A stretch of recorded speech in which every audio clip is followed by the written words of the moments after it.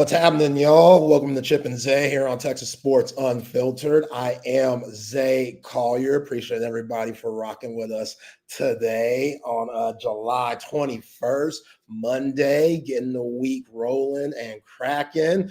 Again, like, subscribe, Texas Sports Unfiltered. We're everywhere. Facebook, YouTube, Twitch, X. It don't matter. Get the app. Y'all know how we do, how we roll. No Chip Brown this whole week. Chip is on vacation with his lovely wife. They in the mountains, maybe doing a little Aaron Rodgers. I don't know, ayahuasca, whatever the hell Aaron Rodgers be doing. They get in the way. You know what I'm saying? My man Chip, he say he going to have his phone turned off. I don't know how for real that is. But either way, we going to hold down the fort while he deserves and enjoys a terrific vacation. And we'll be joined by multiple guests all week long. Some of my favorite people will be hopping on Chip and Zay, like my man Eric Henry, who will be joining us very shortly. Horns 24/7's finest. Love chopping it up with E. Henry. But yeah, y'all, football never stops here. Y'all already know that. Some interesting, fun stories, topics today that we're definitely gonna, try to talk about and try to dissect, because I saw some things this past weekend that kind of opened my eyes a little bit. But hey, that's what we do here. First off, before we really get into the football talk and the sports talk, man, I'd like to say rest in peace for Malcolm Jamal Warner. Everybody knows him as Theo Huxtable. Passed away today. Apparently, he was in Costa Rica with his family and the guy drowned. So at 54 years old, Malcolm Jamal Warner, yeah, God bless his soul, man. Rest in peace. But let me bring in my guy who used to watch Malcolm and Eddie back in the day. Found that out last time he was on the show. My dog, Florida's finest, Horns 24/7's finest, the great Eric Henry. E. Henry, what up, dog? Oh, man, what is going on, Zay? Happy Monday to you. Happy Monday, Texas Sports Unfiltered family. Yeah, man, just to pick up on what you were talking about there, if we jump into some sports, it's ironic, the last time I was on the show, if you were talking about Malcolm and Eddie, and I just saw this news, and it's sad, man, to go out like that, drown. Zay, real quick, man, and I'm not even trying to do the stereotype thing. Like, do you know how to swim? Enough. I will say that. I ain't no Michael Phelps at all, but I can do my thing. I know enough, you know what I'm saying, to be okay in a situation that might be a little stressful. I will say that, but there are way better swimmers than me. How about you? No, dude, it's crazy because, growing up, both my parents being Jamaican, near the water, they know how to swim, right? And me obviously growing from Florida, near the coast. But I never really did like the swim lessons thing. Rob, good afternoon, appreciate it, sir. But I, especially as I've gotten older, I was like, there are two things I want to do. I want to learn, Spanish in a traditional sense, because I know Spanish like in the South Florida sense, right? But, that's like Ebonics, Ebonics compared to English, slang, but you don't really know the words, right? So that, and I want to learn how to swim. So I've been doing the adult swim lessons thing. It kind of, I don't want to say for this purpose, but, God forbid I'm in a situation, I'm with my kids, or not that I have kids, but future kids, or, family members, whatever it may be, right? You just don't want to be in a situation. And listen, we don't know the circumstance behind it, right? We don't know what happened, but it just kind of reemphasizes that to me, that like, man, just something as simple as, drowning, being near water. You want to make sure you have your skills right. So to anyone out there, who doesn't know how to swim, and you spend time, out here in the beautiful city of Austin, Texas, Lake Travis, all these places, man, just take the time to learn how to swim. But that aside, man, condolences to his family, just, tragic situation. But yeah, man, no smooth transition to get away from that, but excited to talk a little sports with you. Plenty to get into as we're right around the corner, Zay. Right around the corner from Texas football. Hell yeah, man. And good for you learning the swimming stuff. Not many adults would, take it upon themselves to go learn something like that at their age. So salute to you for that. And yeah, if y'all have any Malcolm Jamal Warner, just throwback memories, I'm sure a lot from the Cosby Show. That's when I first saw Malcolm Jamal Warner. Obviously, me being a 90s baby, the Cosby Show during its hey, I wasn't alive, but we all saw, those throwback episodes, repeat episodes on, whether it's Nick at Night or early morning TBS, just things of that nature. And, Malcolm Jamal Warner, he's a legend. Like, say what you want about him. Like, he's an absolute legend. I've never was a Malcolm and Eddie guy, right. Just because the 90s, there was a lot going on. Fresh Prince, Martin, big Jamie Foxx show guys. So I never got around to Malcolm and Eddie. Big Eddie Griffin fan. Loved his work, especially, making movies and stuff. But yeah, man, this is a sad day, and I definitely heart goes out to his family and everyone that was affected by this. But yeah, E. Henry, let's get into some more positive talk here, because you're right, 40 days till Texas football gets kicked off at the Shoe, Ohio State. That matchup can't get here soon enough. Last week, you were in Atlanta for SEC Media Days. So I just want to ask you, what were your takes? I don't know how many days you were there. I saw the wings, though. I saw you had to post the wings on social media. The hater in me was like, look at this fool, man. Ain't this a bitch? Because I couldn't make it. SEC Media Days last week. I'm still hurting from that, but it's cool. It's cool. I'm all right. I'll be cool about it. But you were there. You took in everything. What did you notice from maybe the Texas football team or these other teams that represented themselves at SEC Media Day? What stood out to Eric Henry? Sure. Super quick, Zay, while we're on the topic of the wings, I just sent you a picture. Oh, shit. The plate that I got, sir, for $11.45. Now, I'm going to answer your question, and then you come back and show the plate. Or do you want to show the plate now? No, I'll come back and show the plate. Come back and show the plate, yeah, because this is for $11.45, Zay. It's a lovely plate, and I know you can see everything that is on that plate. But to get to Zay's question, I will start with the Texas Longhorns. I'll do two things that stood out to me and then jump into some other teams. The question I asked Steve Sarkisian, Zay, we had an opportunity to speak with Steve Sarkisian prior to the main availability, right, downstairs. The folks at Texas were able to get the local media, the Austin media, and a couple of national writers, Nicole Auerbach and Pat Forty, were up there with Steve Sarkisian, Arch Manning, Anthony Hill, and Michael Taft. And the question I asked Steve Sarkisian was about communication in the secondary. You may be wondering, why would I ask that question? Here is why. You don't need to have a refresher on what Texas's secondary, specifically the pass coverage, the struggles they had in 2023. The team ranked 12th in the Big 12 Conference in passing yards allowed. It was north of 230 passing yards allowed per game. We all saw Michael Penix Jr. carve up the Texas Longhorns in the Sugar Bowl. That, of course, really spearheaded a change in the secondary. Insert Andrew Makuba. Michael Taft gets a more pronounced role as a starter. Jaron Thompson moves on. Terrence Brooks moves on. You see some new players in the secondary. Jahdae Barron makes a move to outside corner. What we heard consistently last year was that the difference between 2023 and 2024 was improved tackling, and that is true. Texas did struggle when teams would throw to get back in games. Their secondary struggled to get the ball carrier down. That first wrap-up tackle, guys would break tackles, go for extra yards. So that was true. And also, they talked about communication.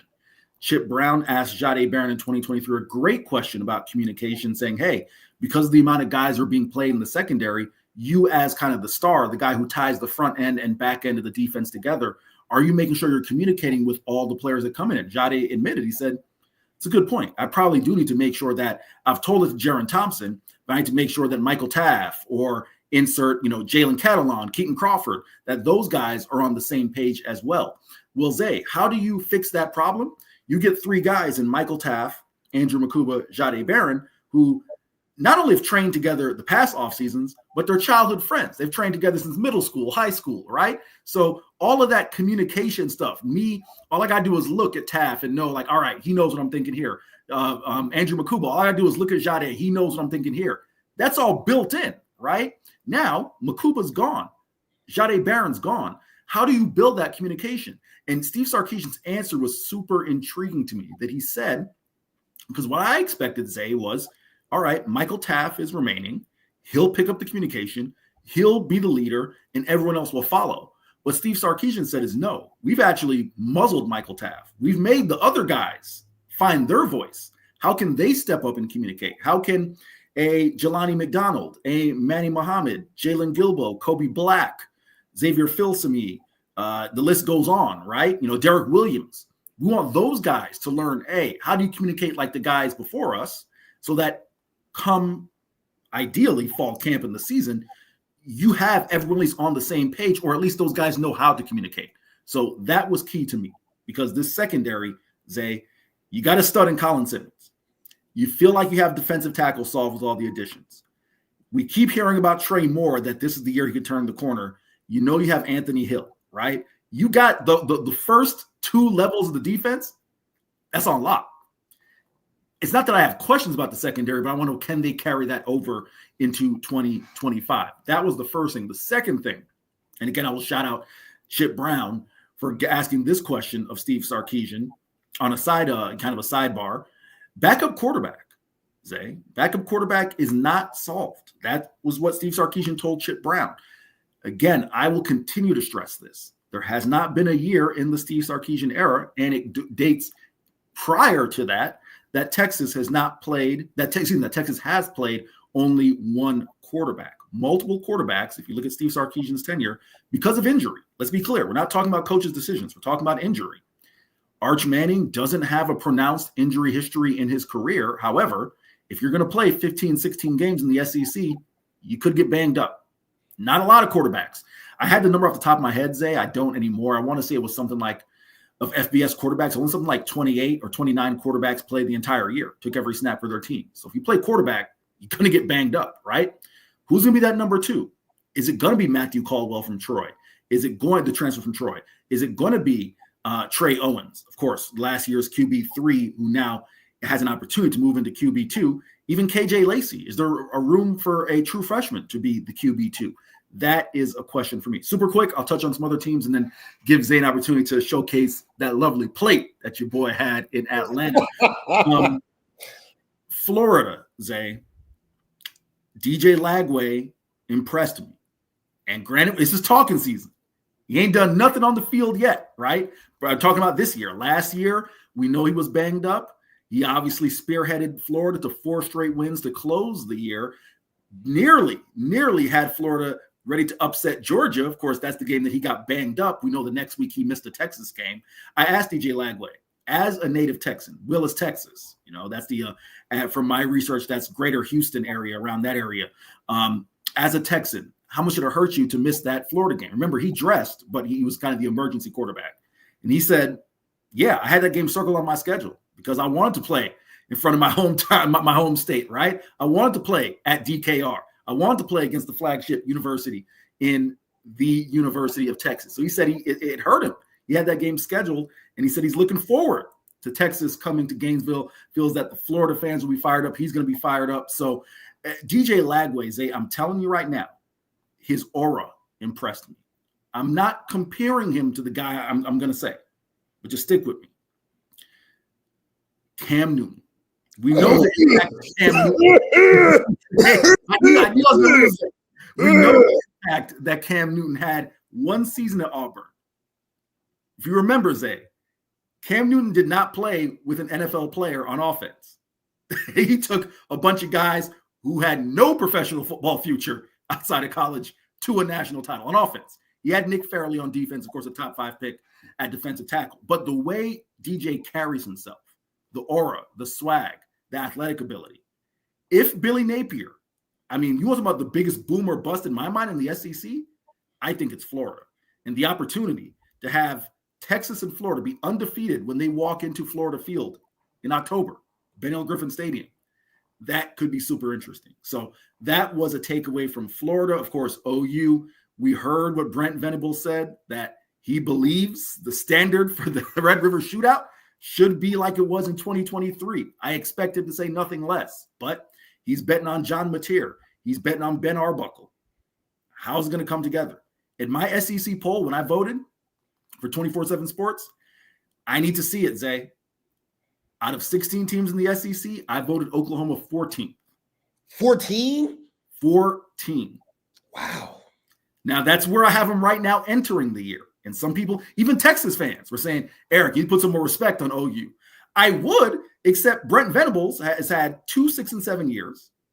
And then obviously the double-digit win year in 2023. I need to see it, quite frankly. I need to see it. OU came in, 10th in the SEC media poll, right? So even 10th, that's Zay, that's 7 wins if you're 10th, right? So those were my big takeaways from Texas, my 2 takeaways from other teams, and that lovely, lovely plate that I got from Atlanta. Zay, there's a reason why your boy puts on 5 pounds every time you go there, because I go there because I just eat good, dog. I eat good.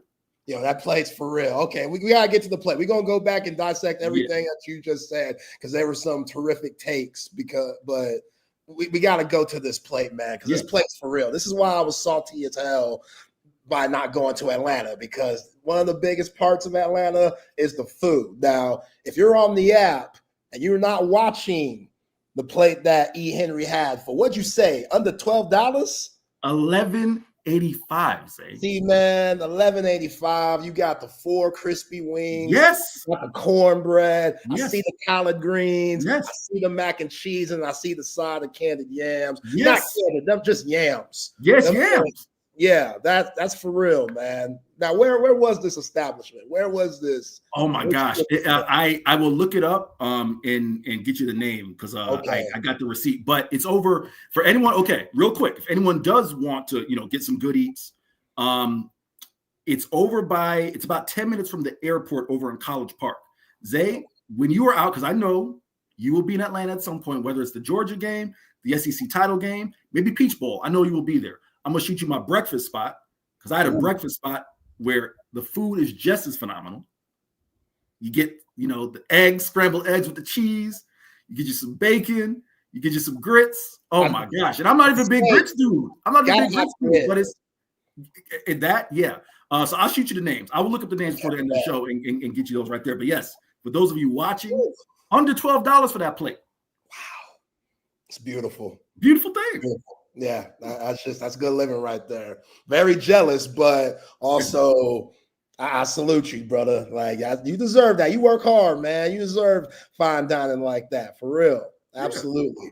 All right, now going back to the things you said about SEC Media Day, let's start off Oklahoma a little bit, because I'm in the same boat as you, especially on John Mateer. Yeah, that Mountain West ass schedule that he played at Washington State, that doesn't do anything for me. And Chip's very high on John Mateer. Like, he thinks John Mateer could end up being in New York, possibly the Heisman. And okay, that's fair. Heard very good things. They're getting their offensive coordinator down there in Norman, and Ben Arbuckle, who's also coming from Washington State. So John Mateer, as comfortable as a transfer can be, he should be that for the Sooners this upcoming season. But with that being said, when you're playing the San Jose States and, you're playing some of these Mountain West teams, I know you and Chip talked to the San Jose State coach, but like, I need more than that. And I can say the same thing about Arch Manning with what he did and the little, reps that he got against Mississippi State, UTSA, ULM. Like, it's just one of those things where I need to see more. So the folks out here that are, I wouldn't say bashing Arch Manning, but they're not a part of the Arch Mania. They're not a part of the hype train because they got to see more too. I ain't hating on them. Texas fans, if you're hating on them, go ahead. Keep that hate in your heart. I love it. You ride for your guy. You think Arch Manning's going to be that dude? As you should. I hope that Arch Manning's going to be that dude, but you're going to have to prove something to me. As I segue to DJ Lagway, same thing. He's in the same boat. Everybody says, but Zay, look at those last games. Look how they did to close off the 2024 season. Those Florida Gators, DJ Lagway had them rolling. We went through DJ Lagway's stats this past year. Did he have any completions over 15 in those games? I think the best game that he had was against Tulane, and they're a G5 school. So, yes, DJ Lagway might have, which Cam Newton's a lot, E. Henry. Like, I loved Cam Newton during this time at Auburn. I really loved him because he went to Blinn after we all know the story, or at least we should know the story, at Florida. Didn't work out. He was stealing. He was wilding. Had to go the junior college route. Went to Blinn. Dominated at Blinn. Went to Auburn. The rest was history. Heisman Trophy winner, national champion. So as whatever you say about Cam Newton and the hats and the crazy takes, like, that's that. But I thought Cam Newton was one of the more special athletes and players to ever play the quarterback position. So when I hear that name, my ears perk up a little bit because I do see what you're talking about with DJ Lagway and how he carries himself. And, the dude is he's just solid. He's just a solid brother that you would think is going to have a tremendous NFL career once that time comes, but I'm going to need him to prove it a little bit more, in my opinion. To what else you said about the communication with the secondary, that's going to be something to look at this season because as good as they could be, Mookie Taft coming back, huge. Manny Muhammad, contract year for him. We talked about it last week. Manny Muhammad, somebody had to pick on someone. You got Jahdae Barron, you got Andrew Makuba, you got Mookie Taft. Hey, Manny Muhammad, it was kind of one of those situations where you're the only one we could pick on a little bit. And the person that picked on Manny Muhammad the most was arguably the best quarterback coming back in the college football, Cade Klubnik. So I was a little unfair, and I'll admit this. I'm man enough to admit when I'm wrong or when I could be a little too harsh, and whether our viewers, our listeners have to put me back in my place, or Chip, or, the guests that we have on like yourself have to let me know, like, yo, Zay, you tripping a little bit. I'm able to go look at myself in the mirror and say, damn, Zay, were you tripping a little bit? I was about Manny Muhammad last year. I thought his season at one point was a little roller coastery, a little on the rocky road side. I ain't talking about the ice cream.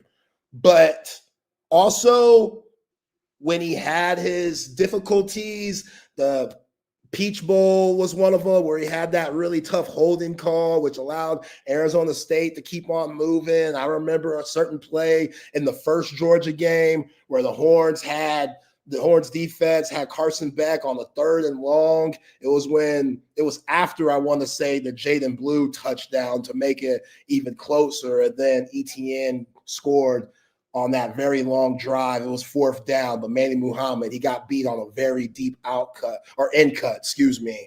And it was just one of these things that it seemed like anything that happened from a negative point, it was just loud with Manny Muhammad.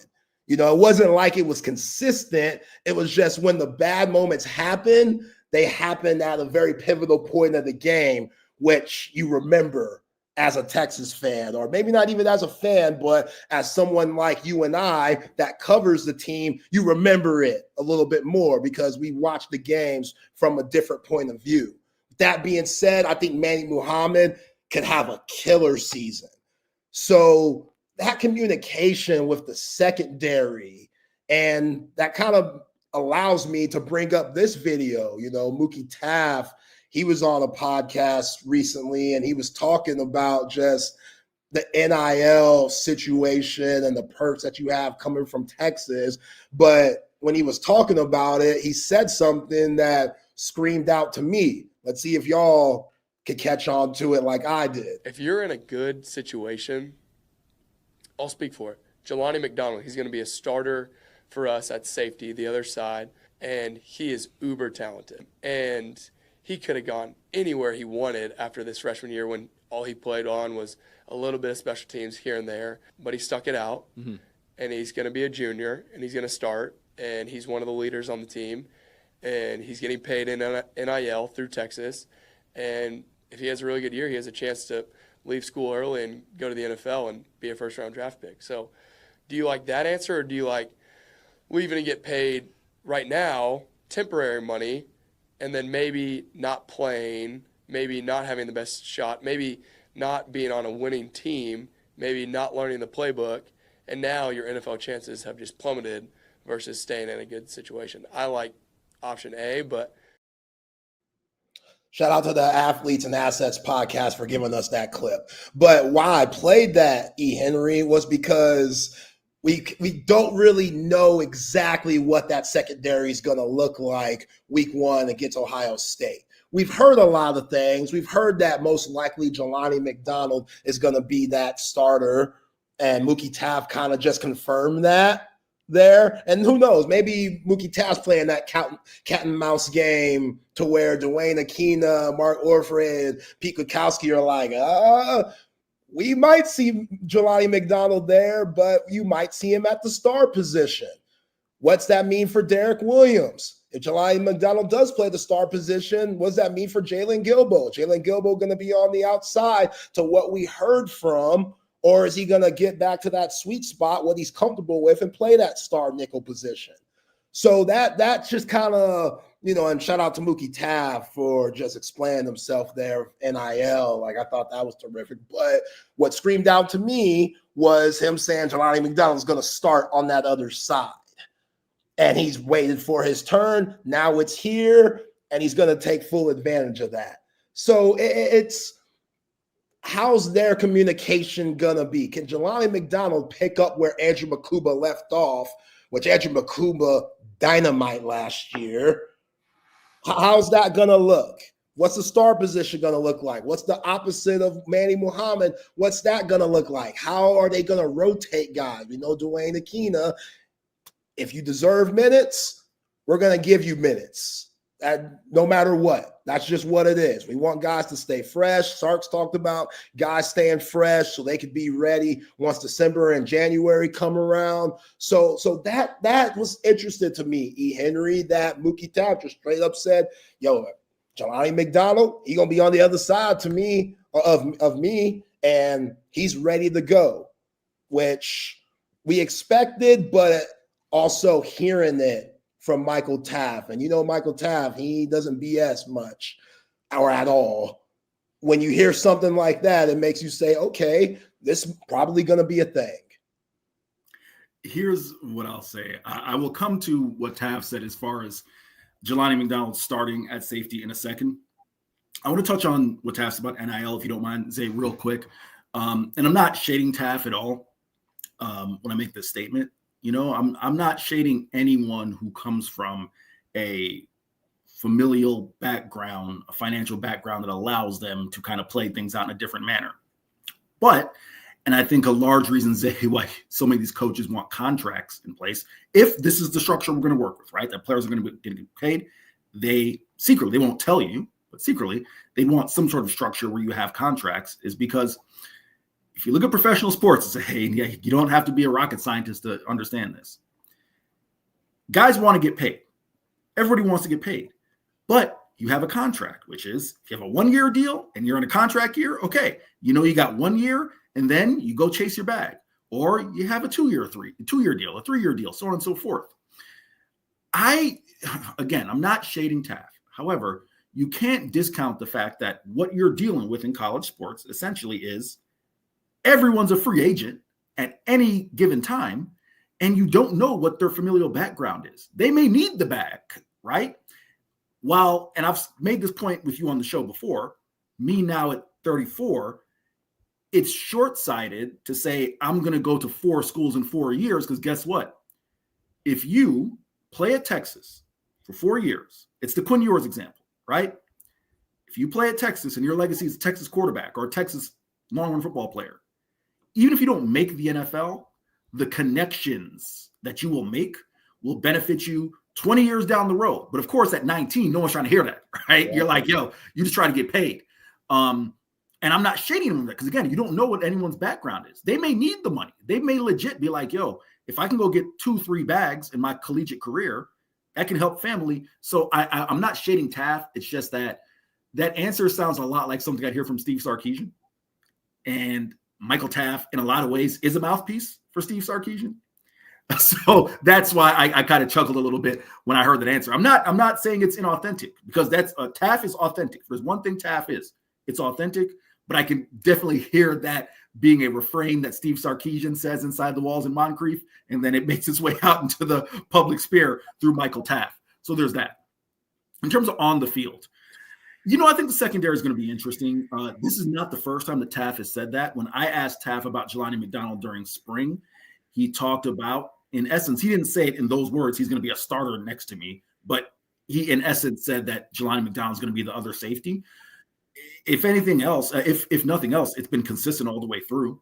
So we'll see how things play out on August 30. I do believe, Zay, and if you're just asking me right now, I do believe Jelani McDonald will be the other safety.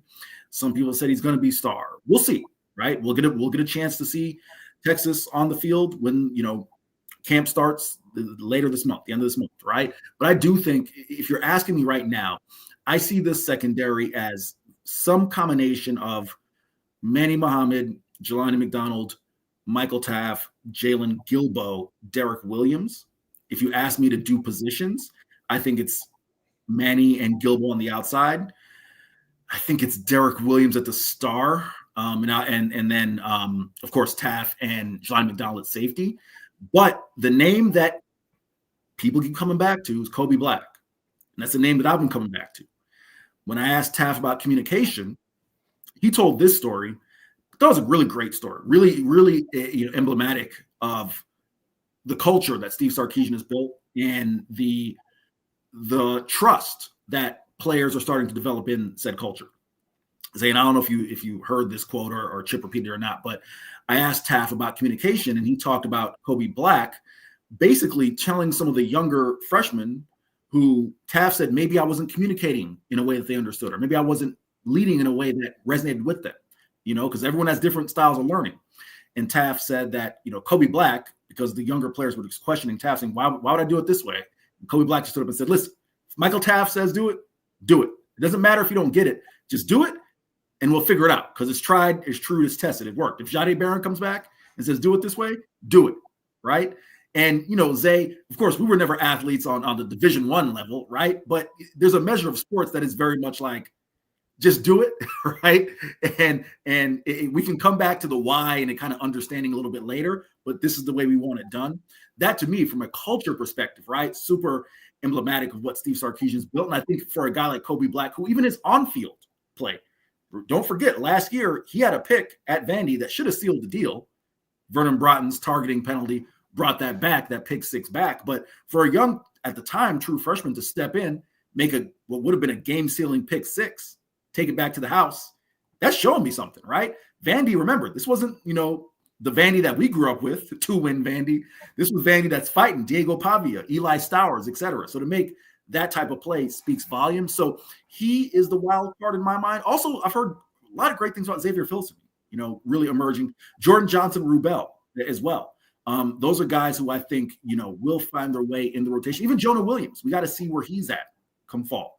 But if you ask me right now, the 5 guys who I think will make up the Texas secondary in terms of the quote-unquote starters, those are the 5 guys I have.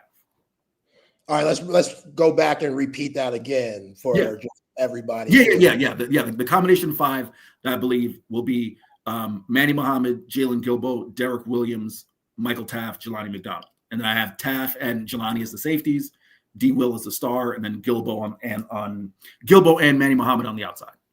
What makes you feel confident in Derek Williams, who I don't know how much star he's played in the Texas uniform? We know last year he didn't play much. He got hurt in that Oklahoma game, that knee injury, out for the season. Now he's been cleared everything. So Derek Williams for the 2025 season should be A-OK at 100%. But what gives you that confidence that he'll be the star or that Pete Kwiatkowski and Sark feel good putting them there and not just being, which he still could be a rotation player at the safety spot. You just never know. Like, I think that's what this coaching staff does such a good job at, not only recruiting guys that are versatile that could play multiple positions, but also those guys being cool with it. You know what I'm saying? Because you always know there's some players who are like, don't move me around ever. Like, I'm this and this only, which I don't think Sark and them recruit those type of cats. But why do you feel so good about Derek Williams potentially playing that nickel star position? I'll give you a couple of reasons. One, it's easy to forget Derek Williams had a really good true freshman year. You know, he was a guy who, remember, he was part of a safety room with Jalen Catalon, a veteran, of course, banged up, and somehow, you know, God bless Jalen Catalon, still doing it, went to UNLV, got his career back on track, and now at Missouri, he made his way back in the SEC, right? So God bless Jalen Catalon, but he was banged up. He was a veteran when he was here in Texas. Jaron Thompson, a veteran. Keaton Crawford, a veteran, right? Michael Taff, a veteran. Derek Williams found his way on the field. Let's not forget that when he was healthy and active, he was playing really good football. The combination of skills, Zay, and part of this is what Steve Sarkisian and Pete Kwiatkowski have said, and part of it is kind of my own feeling on the star. You want someone, A, who is a good communicator, B, who can play in the run fit, and I wouldn't go C because I wouldn't, you know, being able to cover isn't like a thing that's, you know, down the line as far as playing star. But in terms of skills, you want someone who can play in the run fit. You want someone who can cover. And I think from a size perspective, right? And I'm not saying this is the thing is my personal belief, Zay. You know, you look at Jahdae Barron. Jahdae, what, 5'11", 6 foot, you know, a little under 200 pounds. You don't have to be the biggest guy to play star, but if you can get someone who's Derek Williams' size, 6'2", 205, a little bigger in the run fit, physical. That's the thing that made Jahdae Barron great. Physical, high IQ, right? That's the thing that made Jalen Gilbo successful. Jalen was a little more of a cover star in my mind than someone who's going to, you know, come up and make a ton of tackles. I mean, he's an adequate tackler. Derek Williams has all of the capabilities of someone who could play star. I like Jelani McDonald in that role as well because he, again, everyone talks about him being physical and violent, right? You want that, can play in the run fit. But I genuinely think the combination of Taff and Jelani at safety, what they seem to be building as far as a rapport, a bond, I think that will pay significant dividends for Texas. And Derek Williams on the field at star, I think it allows for a different level of versatility. And it also allows, for those other safeties, JJR and Filsaime, to be those next guys up, No, I like it. Like, I wouldn't be opposed to any of that at all. I know Chip, whenever y'all had a chance to talk to Steve Sarkisian, I know he asked Sark about Derek Williams possibly playing that nickel star position. And Sark kind of wrote it off. He was like, nah, Derek Williams is a safety, which that don't mean shit to me. Like, we're playing chess out here if you're Steve Sarkisian.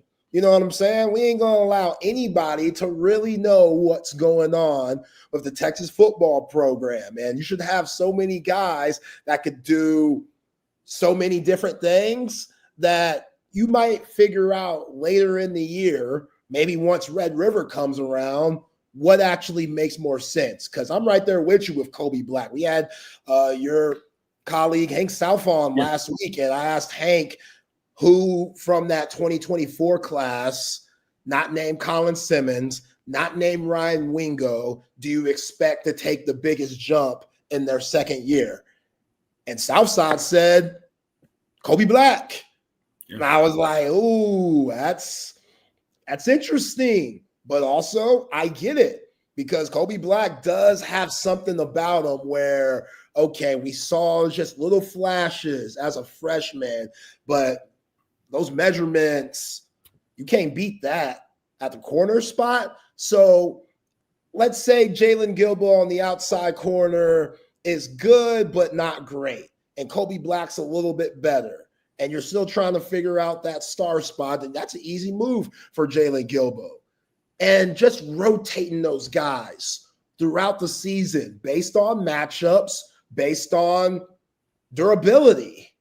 I think that's going to play into Steve Sarkisian's hands. Like he said it at SEC Media Day, this is the deepest defense that he's had since he's been at Texas, which is saying a lot because you're putting in a lot of guys on the defensive side of the ball in the National Football League these last few years, from Jalen Ford to Byron Murphy, Trevondre Sweat, this last season, Jade Barron, Makuba, Broughton, Collins, like guys are getting to the league. So to say that this 2025 team is the deepest on the defensive side, oh man, if you're Pete Kwiatkowski, they were like you with that 4-wing plate that you had. You licking your fingers with that. That's one of those, yo, we got some dudes. Let's have some fun. Like, got to figure out where these guys fit. But again, that could be week to week, which I think that's a blessing in disguise if you're Steve Sarkisian, if you're a Texas fan, on what to be excited about with this squad. No, again, I think it's a great point that you made there in terms of the level of talent, right, that has been on the roster in years past and now. Because, something that's interesting when you talk about depth, right, I think that can be subjective. And what I mean by that is this. This, for all intents and purposes, is the first real team that is Steve Sarkisian's team from top to bottom. You don't have, if my memory serves me correct, you don't have anyone who was recruited, because, of course, Taft's recruitment was what it was. He was a walk-on. You don't have anyone who was recruited by Tom Herman, if my memory serves me correct. I'll have to go back and triple-check that. You have some guys who, Michael Taft is the last remnants of the 5-7 year, or one of the guys who's part of the 5-7 year. But this is Steve Sarkisian's team from top to bottom. So when you talk about depth, and the reason I say it can be subjective is now you have guys that your staff has recruited all the way through. So you know how you want to use them, right? It's not like you have a guy who you're assessing, I wonder how he can fit in this role in our defense. It's no, we recruited all these guys, right? And I also think there's merit in it. If there's one spot on defense, I'm a little curious of how the depth is going to stack up. It's edge. Now it's there. It's there. I'm not saying the depth isn't there. I'm just curious how it's going to play out, right? Because you have Colin Simmons. Colin Simmons is a stud. Colin Simmons, I think, I came on and said this with you before. Julius Peppers, Terrell Suggs, Jadeveon Clowney. That's the type of year we're talking about with Colin Simmons. On the other side, it appears that Trey Moore has made that move full-time to a stand-up linebacker who will situationally rush off the edge. Okay, so let's put him to the side for a second, although I still would put him in that cluster because he will at times appear off the edge. Ethan Burke, Colton Vasek, right? How do those guys kind of come together as far as, the edge, right? You knock on wood, if someone's banged up, how does that kind of affect the group? But I feel everywhere else, right, it's not a question of how it comes together as far as like it's there. Linebacker, we've been hearing a lot about Tyanthony Smith. We've been hearing a lot about this kid, Bo Barnes, who is 6'1", 240-something, all man as a true freshman walk. I mean, come on now, right? Like, you hear a lot about him. Leon Lafau, Trey Moore. I said Tyanthony Smith. Brad Spence, another guy, right? So you feel very solid there. Secondary, you have the players, you have the talent. It's just figuring out where the pieces come together. So I do find it very interesting. And also, Zay and Chip, I don't think Chip, maybe push back is too strong of a word, too strong of a phrase, but I think he found a little curious when I said, listen, the thing that, I have my eye on up until August 30th is offense. If you look at Steve Sarkisian's history, at least the years that I've been here, offense, it's taken them a little while to find their footing. It wasn't quite just game one. Now, 2023, of course, the offense stepped up and broke out at Alabama, but then regressed the next week against Wyoming, right? It took them a little while to find their footing. Last year, got to a bit of a quicker start against Colorado State, but then took them a little while to find their footing. Quinn Ewers gets banged up. Arch Manning has to enter. Running back, so on and so forth. Defense, that thing hit the ground running fast. That's my expectation entering this year, is that Texas defense, I expect them to enter the horseshoe ready to go 14 points or less. That's the standard. Where's Texas's offense going to be, right? So that's another reason why, in my mind, I'm really, really optimistic about this Texas defense. No, that's valid. I mean, the offense, you got 9 new starters with that offense. I actually said 9.5 because DJ Campbell and Cole Hudson, they were splitting reps with one another last year. So really the only person that's coming back for sure that played a ton of snaps is DeAndre Moore. Other than that, everybody else is new. I guess Contravian Wisener, you throw him in there too. He became a starter and completely took that spot. But yeah, usually the defense is faster than the offense when it comes to camp and stuff, and that might be the case to what you're saying. Steve Sarkisian was at the convention, the Texas High School Coaches Association convention, and he was answering questions and was asked about Trey Moore. Listen to what Steve Sarkisian had to say about the edge rusher who will be playing a lot of linebacker this season. Yeah, I'll touch on Trey Moore first. Was a great addition for us last year. You know, brought a really steady veteran mindset and approach to what he does, got great work ethic. I really thought Trey came on the second half of last season. You could feel his presence, especially on third down, especially against, you know, really quality opponents that we were playing. You really feel his presence. We're trying to utilize his versatility a little bit more this year than we did a year ago, and he provides some position flexibility for us. So, you know, last year was primarily playing edge and a little outside linebacker. We're now leading with him playing linebacker that can offset and be a DPR, designated pass rusher for us. And so his versatility is going to be big for us. I think he's poised for a great season. I think he's had a great offseason. I was just talking to Coach Becton about him yesterday, as a matter of fact, that what a difference from one year to the next has made for Trey Moore being in the program and how good of a summer he's had, which I think is setting up for a heck of a season for him this fall. Yeah, so talked to Torrey Becton, the strength and conditioning coach, who obviously seen Trey Moore's body transform a little bit from his first year in camp to where he is now. So, yeah, it's going to be interesting how they use him. You know, going to the edge rushers, like, I think that's probably the deepest spot in all of college football. You know, if you throw Trey Moore back in the mix, I think Colton Vasek is due for a huge breakout season. He just has to stay out the freaking tub. If he could stay healthy, then sky's the limit for Colton Vasek. Zena Umanzulu, like, what can he bring to the table? Is he going to get those opportunities? And can Lance Jackson have kind of the season that Colin Simmons had? That's a lot.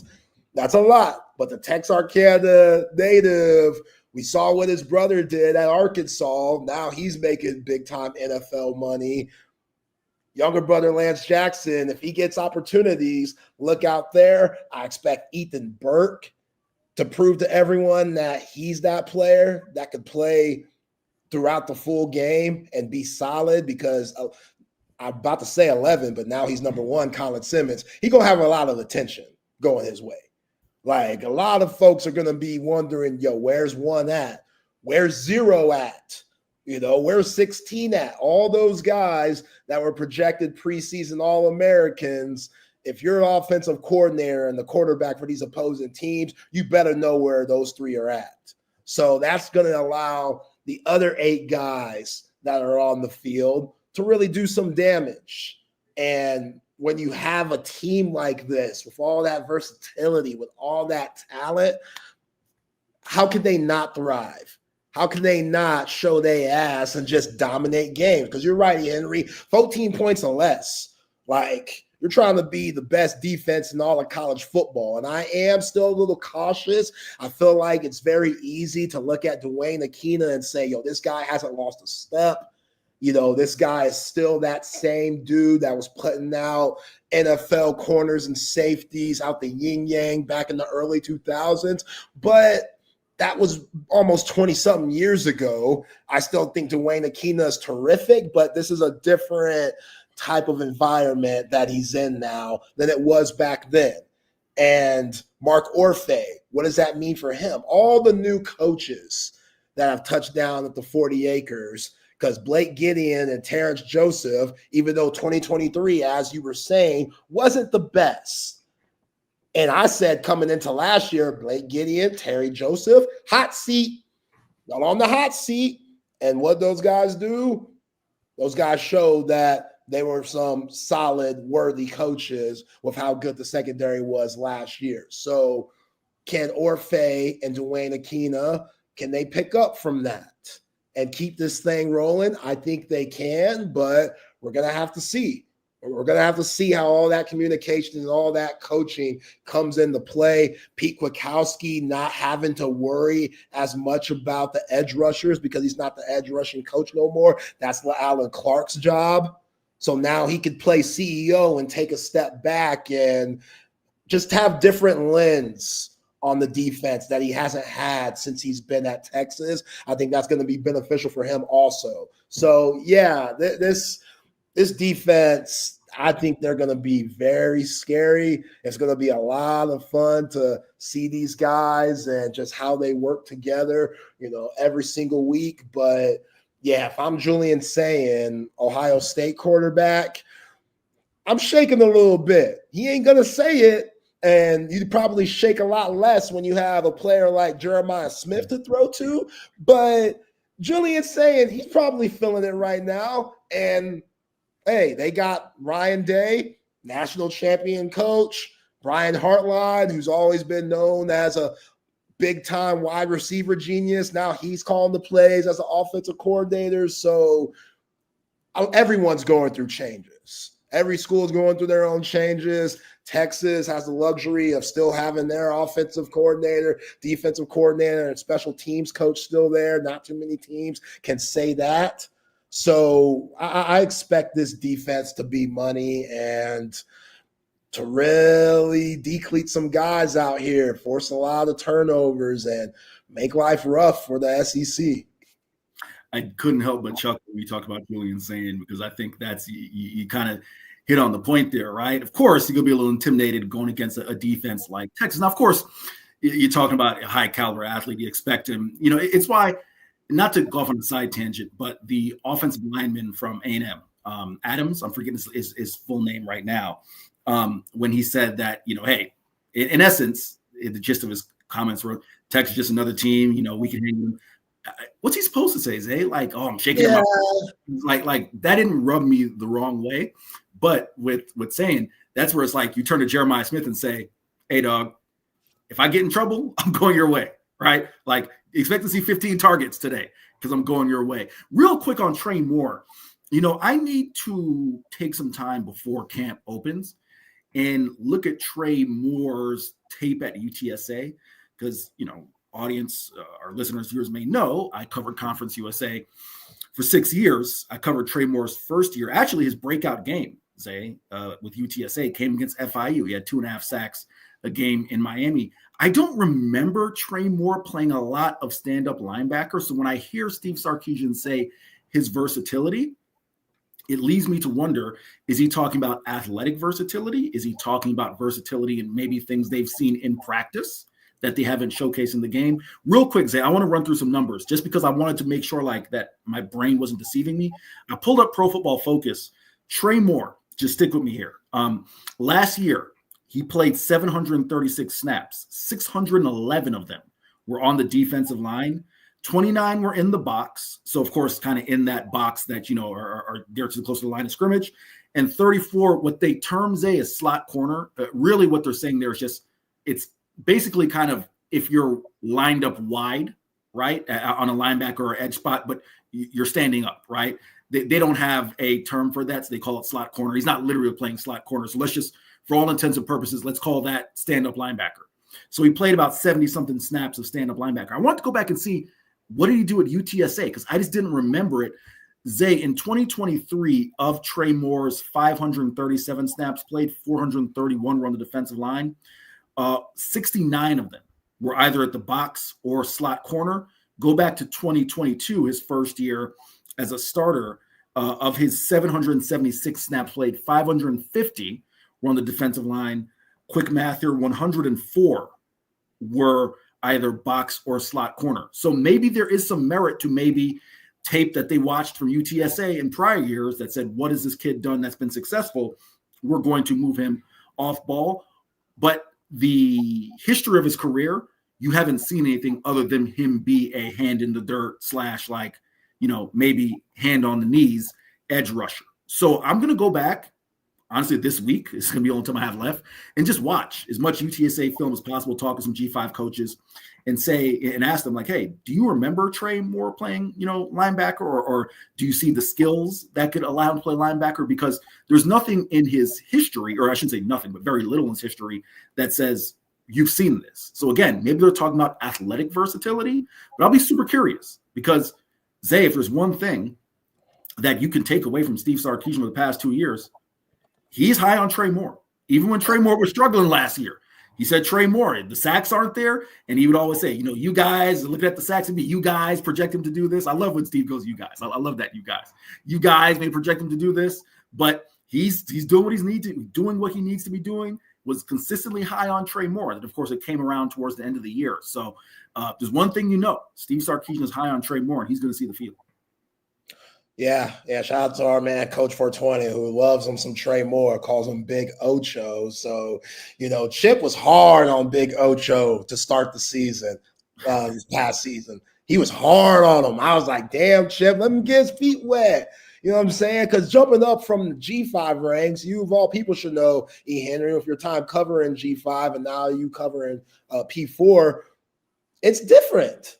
It's difficult. You have to get acclimated to the speed of the game. And not only are you going up when it comes to the competition, but you're also changing with your coaching staff, the philosophy, everything that comes with being in the transfer portal and being on a new squad.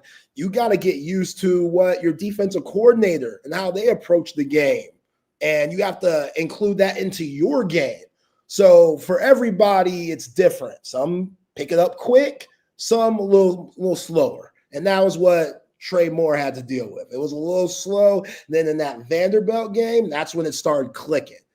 He started making plays. He started getting in the backfield, tackles for losses, getting this, batted balls and whatnot. Like, he started really doing his thing later on into the season. Yeah, James is right. Chip wanted my man benched, which I know that Chip's a big-time Ethan Burke fan, so might have been a little biased there. But your boy, I was still believing in Trey Moore. I was like, okay, it's going to come. Let's just wait a little bit. It's going to come, and then, bam, he started to make plays. So it's to see him being moved a little bit more, that's going to be interesting. And it also tells me that they feel good about their edge rushing, and who knows, maybe it was Alan Clark that came out and was like, yo, maybe we need to look at this, coach. Or maybe it was Johnny Nansen that came out and said, hey, maybe we need to look at that. Like, you just never know what's going on behind the scenes. These coaches get paid a shitload of money to figure these things out.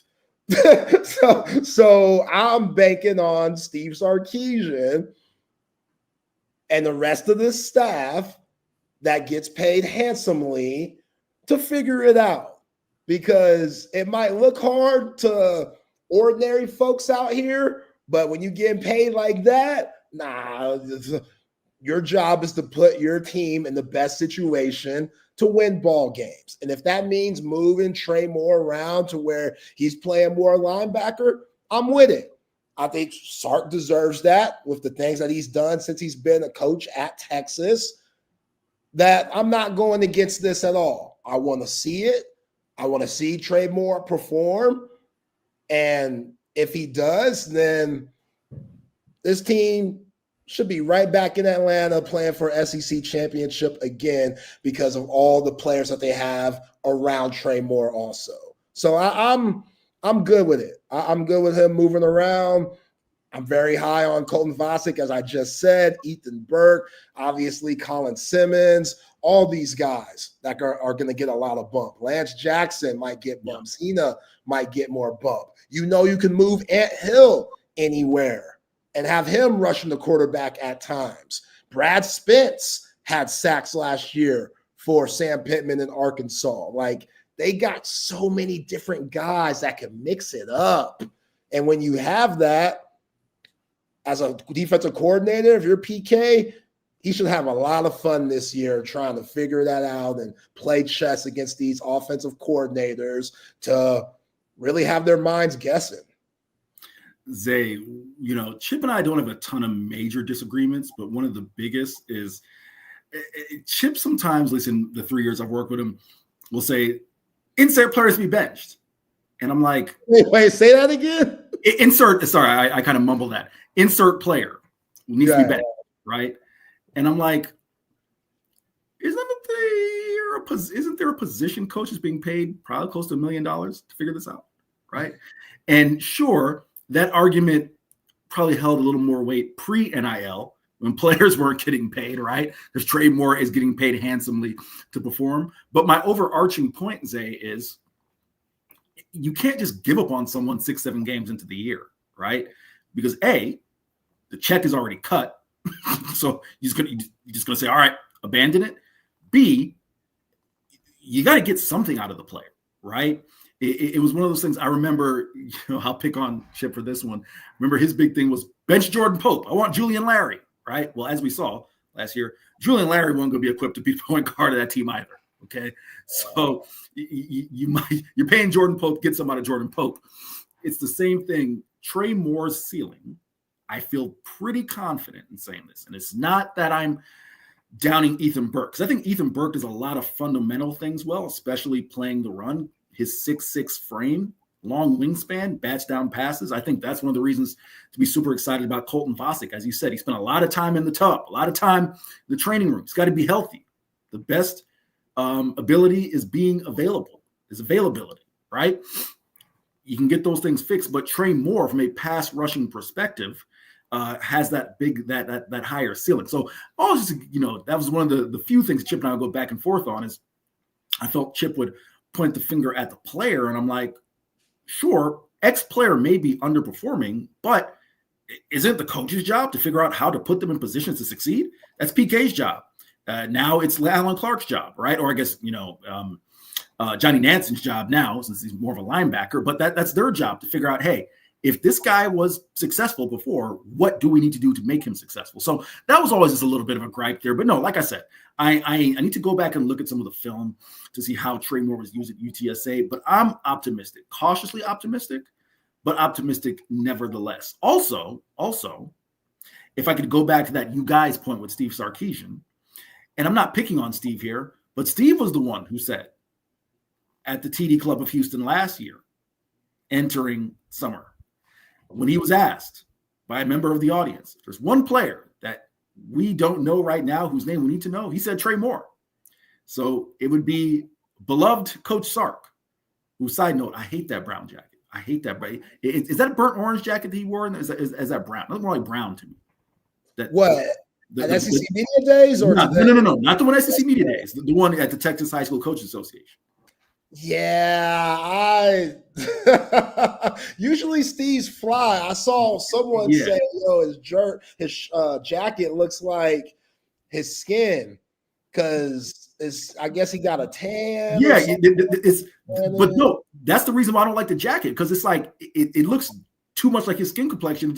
It's an odd fit. Anyhow, that's the style segment. It's done here. Nevertheless, it was Steve Sarkisian, lovable Steve Sarkisian, who put, I don't want to say the pressure on Trey Moore, but he's the one who said, hey, Trey Moore's the guy to watch. So he kind of set that standard for the media to pick up on that and say, all right, this is the guy to watch. So again, we'll see how it plays out, but I still have a lot of confidence in Trey Moore, and maybe that is my group of five eyes. And real quick, Zay, I'll pass back to you. I'm sure you want to transition show, get to some ads from the lovely people who make Texas Sports Unfiltered go, but you did ask me, or you stated in terms of group of five, 1,000%.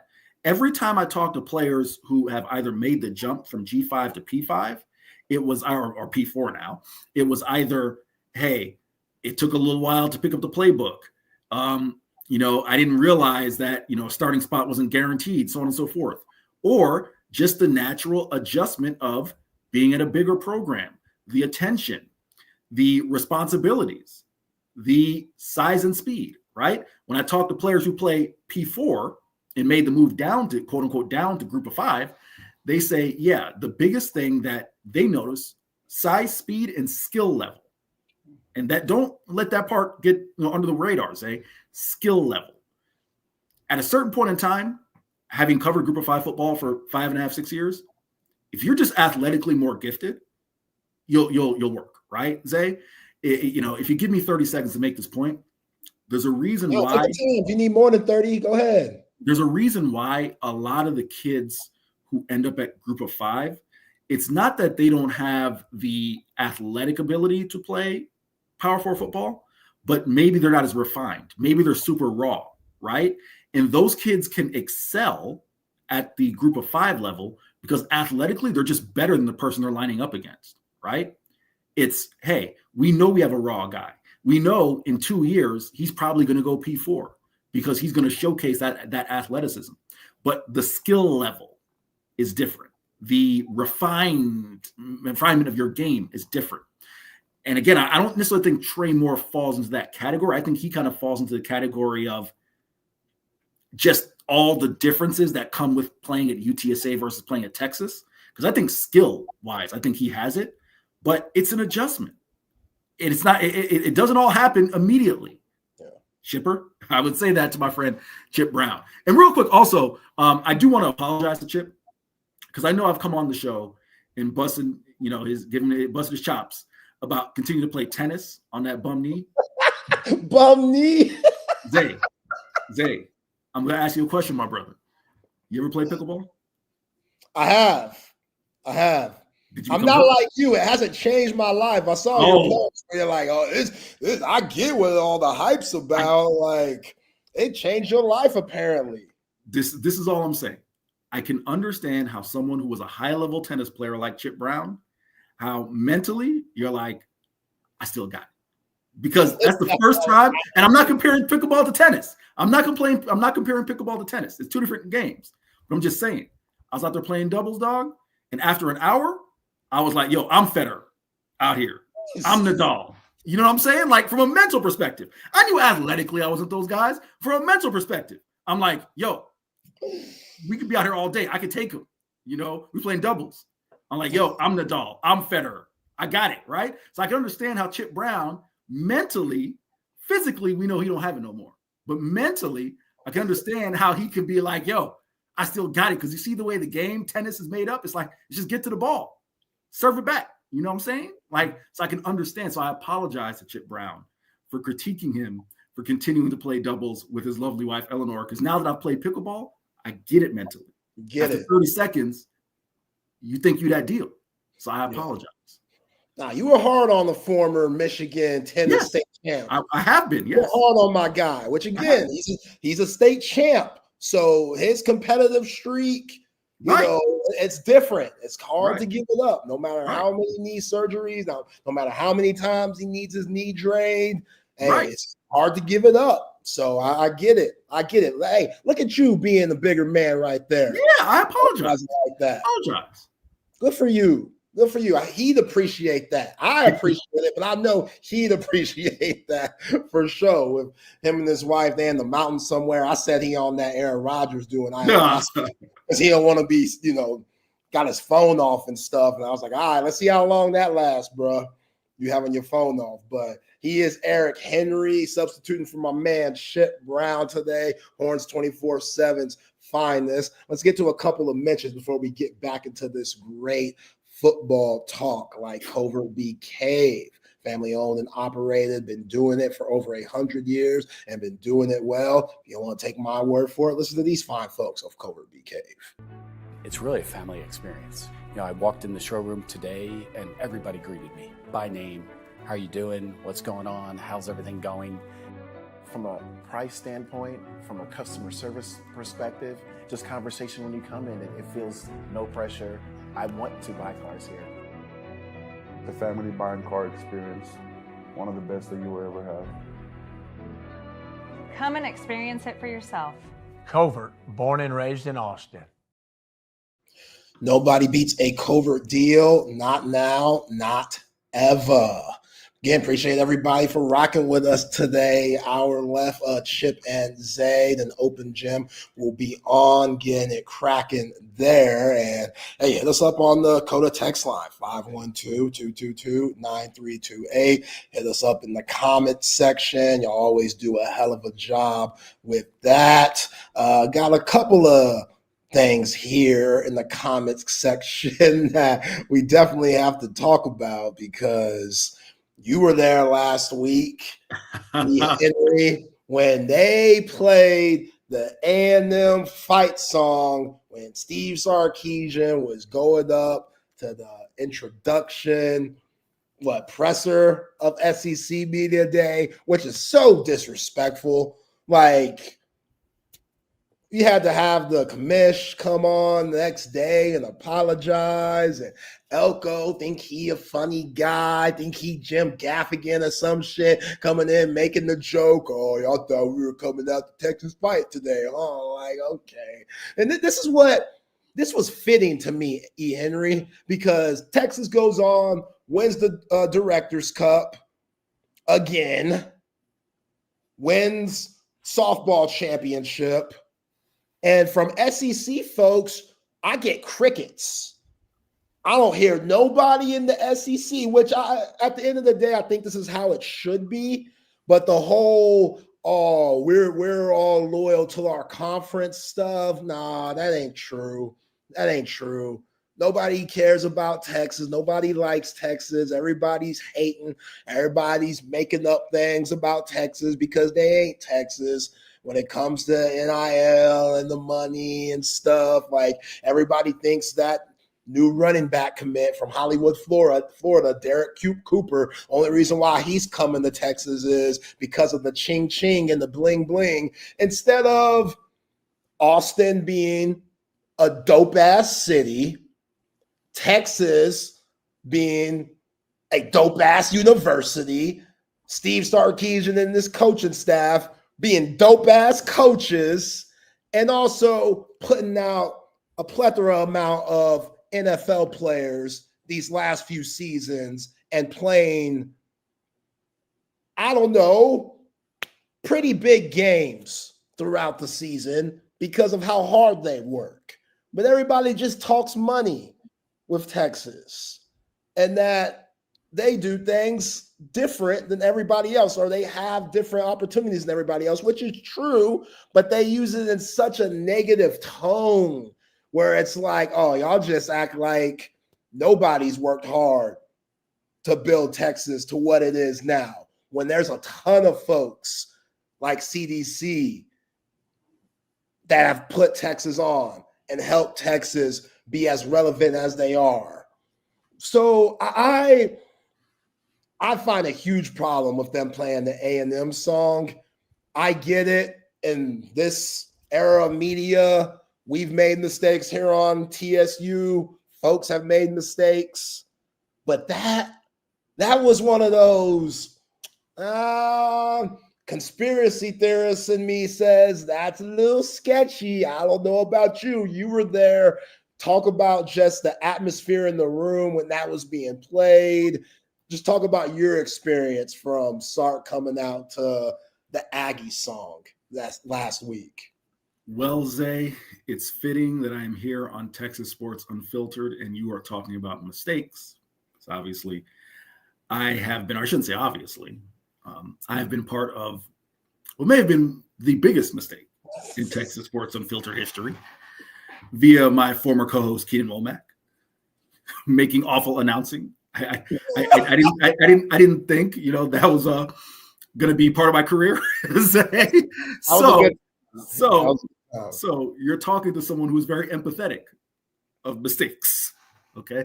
Although I will say, and Jake Baylor said Sark just played off like a mob boss so cold. I'll come to that in a second, Jake. I will say that I think old Keenan's mistake is a little bit more embarrassing than the Aggie Warham, but I digress. Okay, your question was, what was the atmosphere in the room? And I'll touch on Rob. Rob asked, did I do any investigative journalism? I did ask around, but the only people who know were people over Texas. And even me at first, I was so focused on getting the live blog started of Sark's comments that I didn't catch until like a few seconds in, right? Because I know Texas's fight song, right? And I didn't catch until a few seconds in. And I was like, wait a minute. It was one of those things where, like, it's not the right song.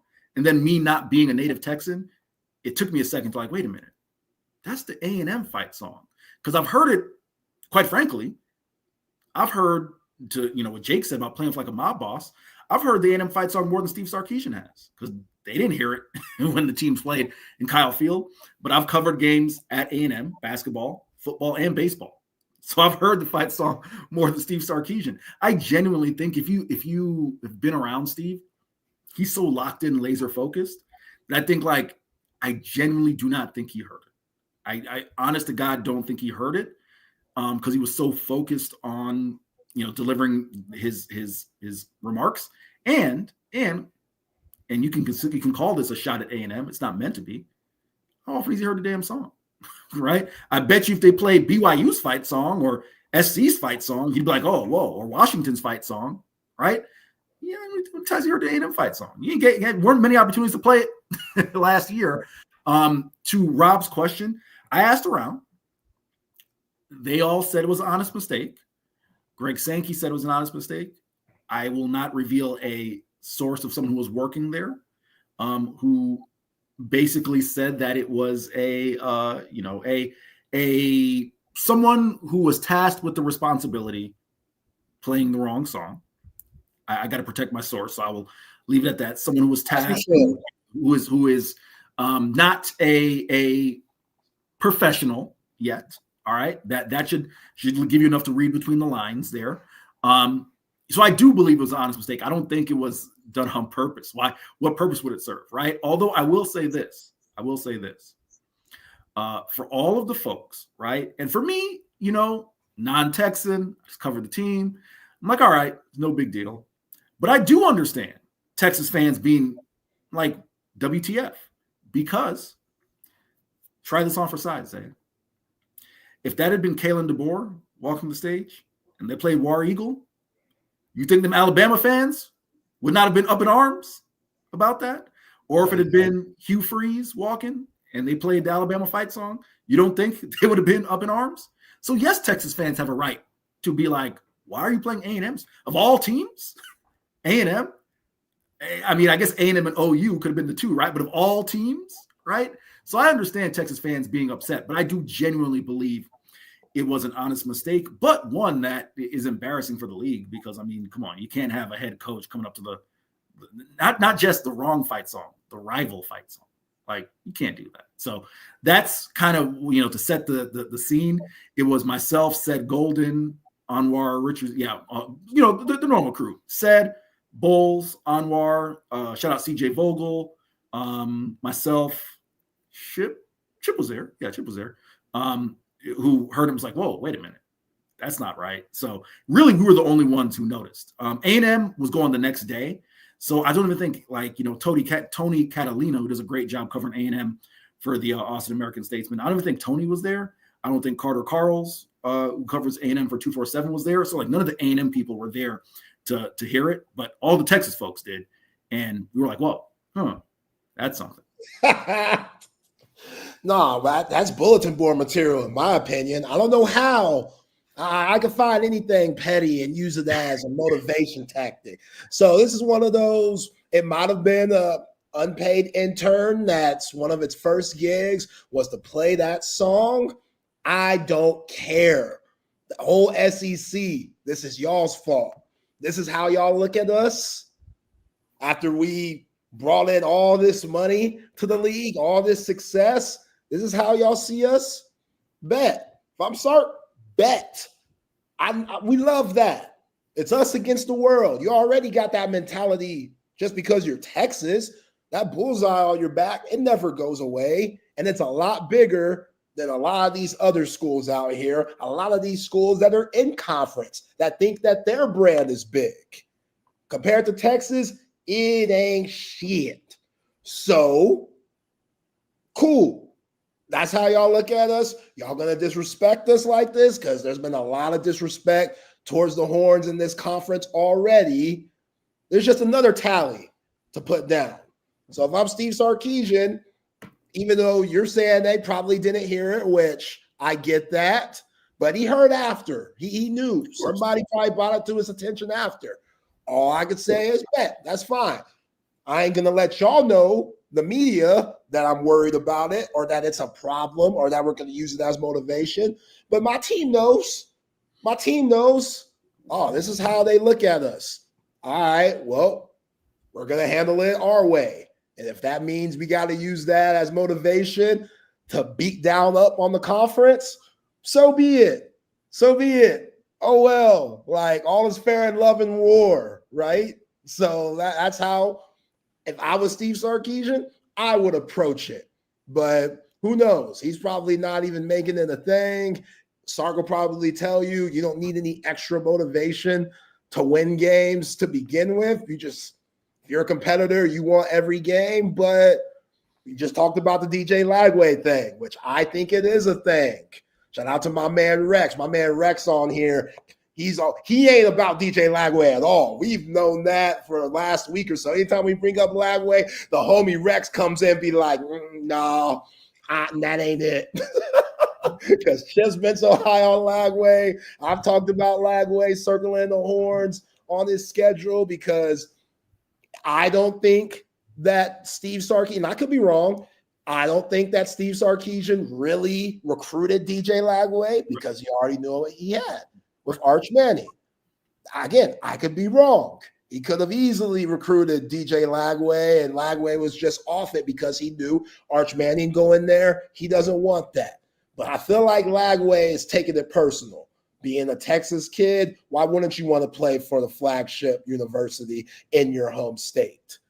So that's why I'm giving Lagway that respect card, even though I still believe he needs to do more. But if you could find anything to make your tent go a little faster, to make you want it more in a violent game like football, go ahead and take advantage of that.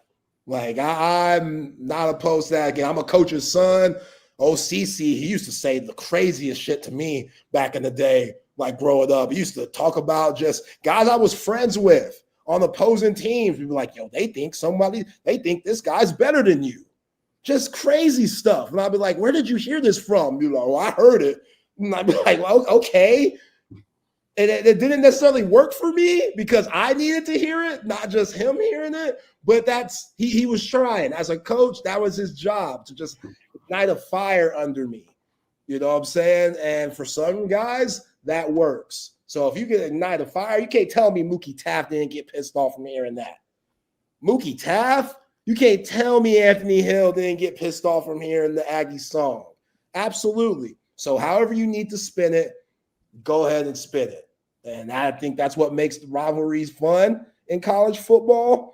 And hopefully that game is ugly come that Good Friday in November, but Black Friday, excuse me. Yeah. But yeah. That, to me, E. Henry, that showed me everything that I needed to know about how they feel about Texas being in this conference.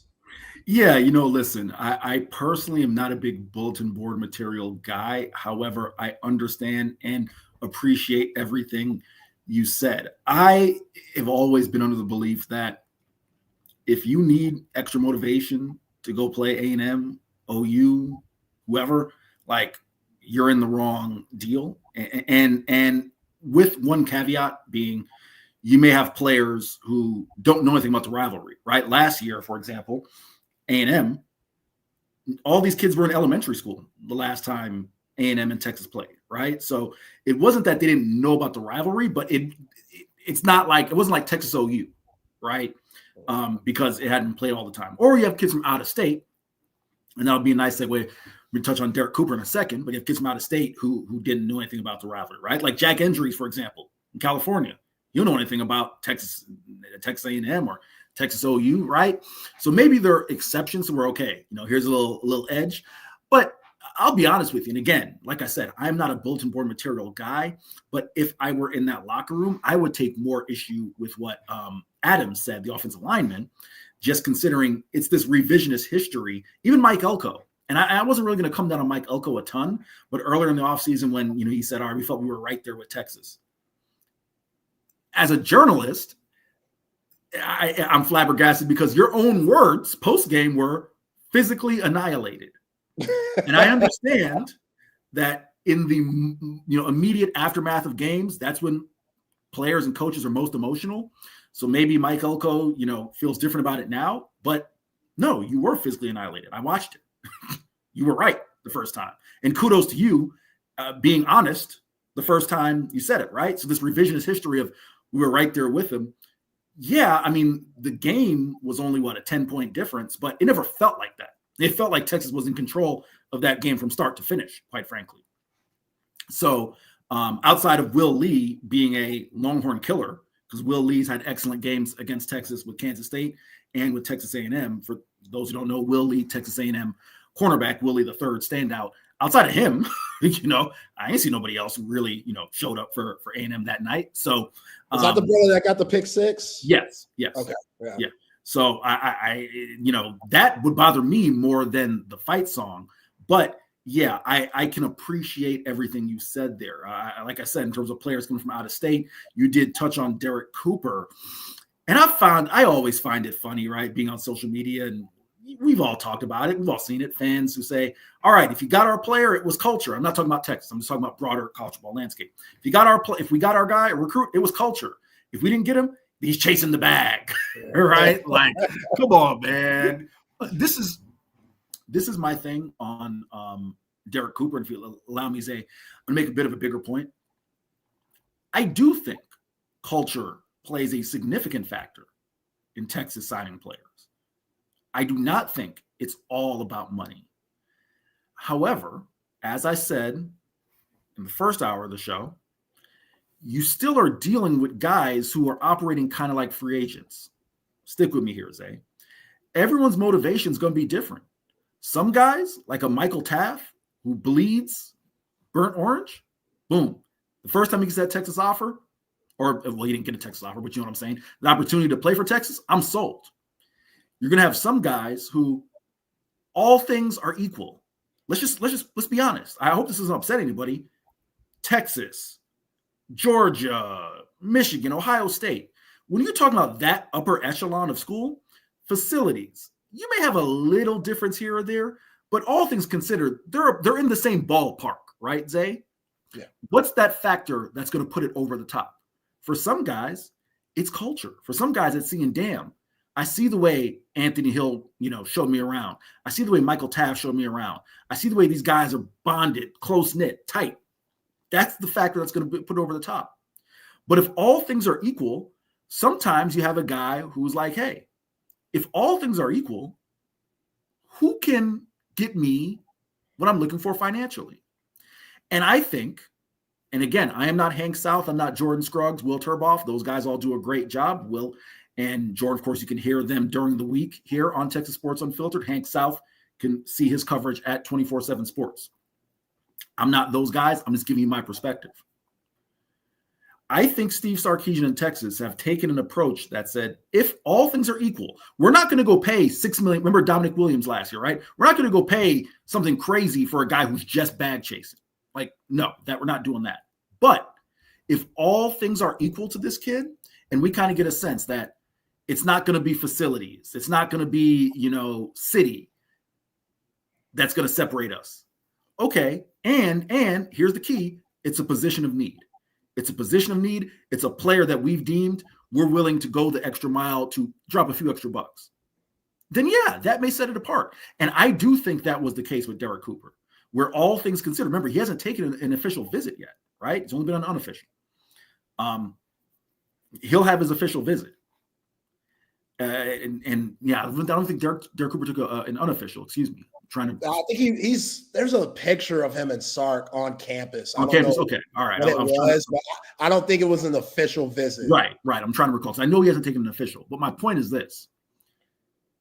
Yeah, Steve Sarkisian in Texas may decide, here's a position of need, just like in professional sports, Zay, when you decide, you know what? We may have to. We need a small forward. We need a big. We need a corner. So we're willing to prioritize this and maybe give a little extra cash here to secure that guy's services. Yeah. And Derrek Cooper clearly is a running back who is worthy and warrants that type of maybe exception, right? And last thing I'll say is, I've said this on the show, if Texas starts getting into South Florida, brother, it is over, in my opinion. That's just my opinion. You don't have to, everyone out there can feel differently. Is that where Hollywood, Florida is? That's Hollywood's is a suburb of Fort Lauderdale. Okay. So if Texas starts getting to South Florida, let Texas get a Jeremiah Smith. Because Jeremiah Smith from Shamadan Madonna, same school, I believe same school as Derrek Cooper. Brother, it is over. Because if you already know you have the West Coast ties with Steve Sarkisian, Johnny Nansen and company, right? They're going to go get them a couple 5, 6, 7 studs from Cali. They're going to go get a stud out of Arizona. If they can go pick off a Justice Terry from Georgia, insert player from Louisiana, insert 2, 3 guys from South Florida, and now you're on this national recruiting, that's a game changer. Yeah, it's pretty impressive just going into SEC countries and getting all these players from Georgia. You get Justice Terry and you get, Jordan Atkinson last week. And then you get James Johnson, who's also from Florida. And now you get Derrek Cooper from Hollywood, Florida, who is 6'2", 205 pounds. And it came down to Florida State, Georgia, Miami, Ohio State, and he chose Texas. Y'all got him on 24/7, ranked as the 40th overall prospect, number 3 among athletes, and number 6 prospect coming out of the state of Florida. So, and Zay, can I say something real quick? I apologize for cutting you off. This is the part I think is key. Go and look at 24/7 Sports' rankings of top players in Florida for 2026 class. Count how many of them are committed to Texas. Count how many of them are committed to Florida, Florida State, and Miami. 3 are committed to Texas. 1 is committed to the big 3 in Florida. Wow. That's enough said, ain't it? Yeah, that's a lot. That's a lot. And again, it's just different, man. Like Sark talked about it at the coaches convention about just, it would be nice to get all your players from Texas, but that's just not realistic. These kids are going to all of these camps and they're traveling so much more than they used to when kids used to just stay in state. So, when you got social media and stuff, like being far away from home, it's not the same as it used to be. So these guys, they're not opposed to being away from their families because they know they're closer than you think. And they're going to school with guys that they also went to camps with. So guys like Diabell's recruiting his ass off. Yes. That young man, he is recruiting his ass off. And where's he from? Florida. So it's just like that's the culture to what you're talking about with Steve Sarkisian. And yes, the money's still good, but they're not Texas Tech. They're not doing anything like the Felix Ojo. Felix Ojo probably came with the same layout to Texas that he had for Tech. And Sark and them were like, you serious? You ain't worth that, dog. And Felix Ojo has every right to say, I know my worth. Right. This is my worth. That's what NIL, that's the beauty of it. And Sark has every right to say, no, it's not. And we could go about our business separately. And that's exactly what happened. But there's clearly guys that are buying in. And I will continue to say, all of those folks just a couple of weeks ago that were hating their ass off about this 2026 recruiting class. Yes. Oh, you should have seen it. I know you've seen it, Henry, Yeah. on social media, just bashing Texas, bashing Sark, asking where's the disconnect. And I came on these airwaves and be like, okay, y'all need to chill because it ain't December yet. It's still the summer. December, come talk to me. December, that's when you could get all crazy and crash out about what the recruiting, cycle is like. Until then, I'm not trying to hear what's going on in summer because folks are still going to be recruiting Texas commits. That's just what the wild, wild west of college sports is. No matter where you commit to until you sign on that dotted line. And even then, it still gets a little murky on guys flipping and stuff. Ain't nothing settled yet. So those Texas fans that were losing their mind a few weeks ago because they thought this whole recruiting process for the 2026 class was slow, how y'all feeling now? Y'all probably feeling real stupid, real dumb. Believe in Sark. Believe in this culture and this coaching staff and what they provided. You hear Derrek Cooper when he talked about why was it Texas. This is what he said, and I quote, "They're known as RBU. They've put a lot of backs in the league. 5 running backs in 3 years. That's crazy. Coach Scott, he's a great dude, a great coach. I would like to learn from him being a running back in his presence. I feel like I'm going to get to the next level being coached by him and Coach Sark, the offensive coordinator. So that's a part of it too." Like, what are we talking about here? Like these guys, Steve Sarkisian and the staff, they're going for very specific players, obviously talented players, but also guys with the right mindset. Ain't nothing wrong with wanting to get to the NFL. That's everybody's dream. But when you've seen it done and see multiple examples of that being the case, it makes guys want it more. So going back to what Mookie Taft was saying when we played that clip earlier, there's guys that understand the process might be different here at Texas than it is at other places. And if you could buy into that, not only your time here as a college athlete is going to pay off, but later on, when you're done playing football together, the NFL, it's going to pay off coming back to Austin, and the networking and the connections that you made here are going to look different than what they did at maybe Georgia, maybe Ohio State, maybe Florida. But Steve Sarkisian and this crew, they know. They know what they want, and I'm not going to put it past them because they've shown me I don't have to on their whole process when it comes to recruiting guys. And here we are, Texas. Seems like they're about to have another top 5 class, and that's not that's not surprising. That's not surprising to me, even though some thought that wouldn't be the case for this year.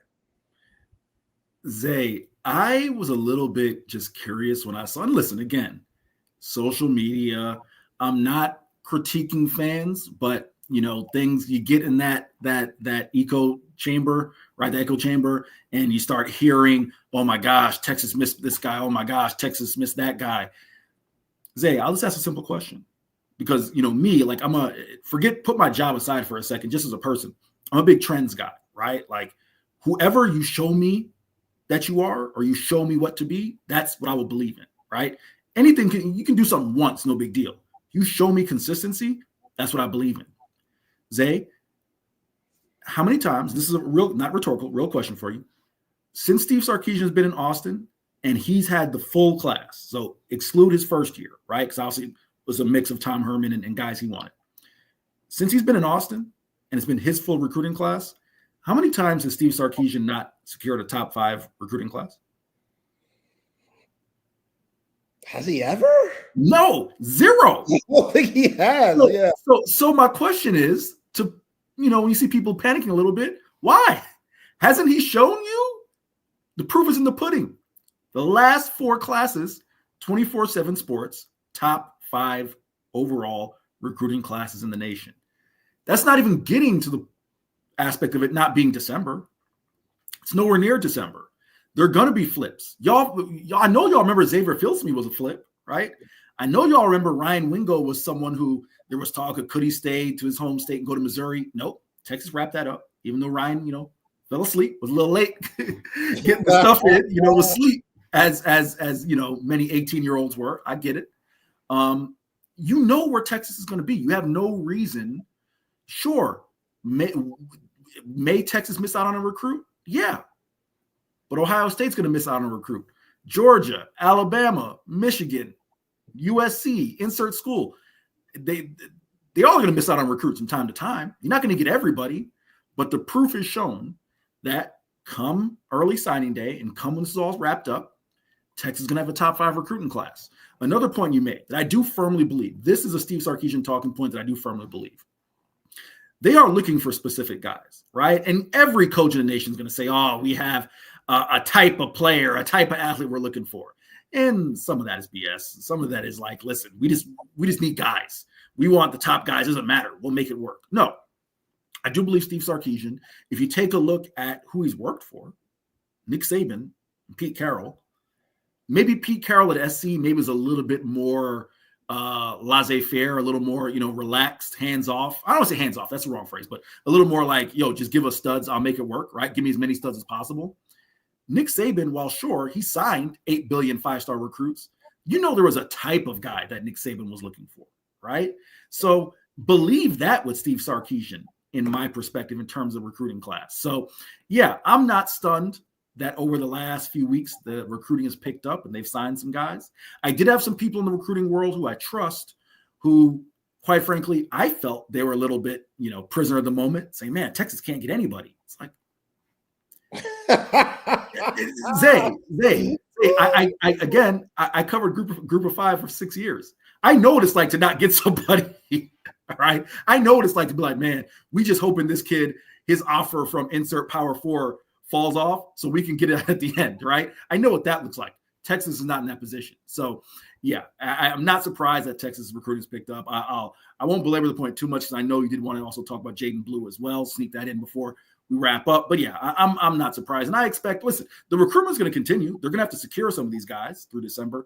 But I expect Texas to also pick up more guys and flip a player or two because when Texas is in the college football playoff, and, again, I've said it, I do believe Texas will play for a national title this year. That's your biggest advertisement right there. Playing in the college football playoff and what I've come on the show and talk about with you, the NFL Combine.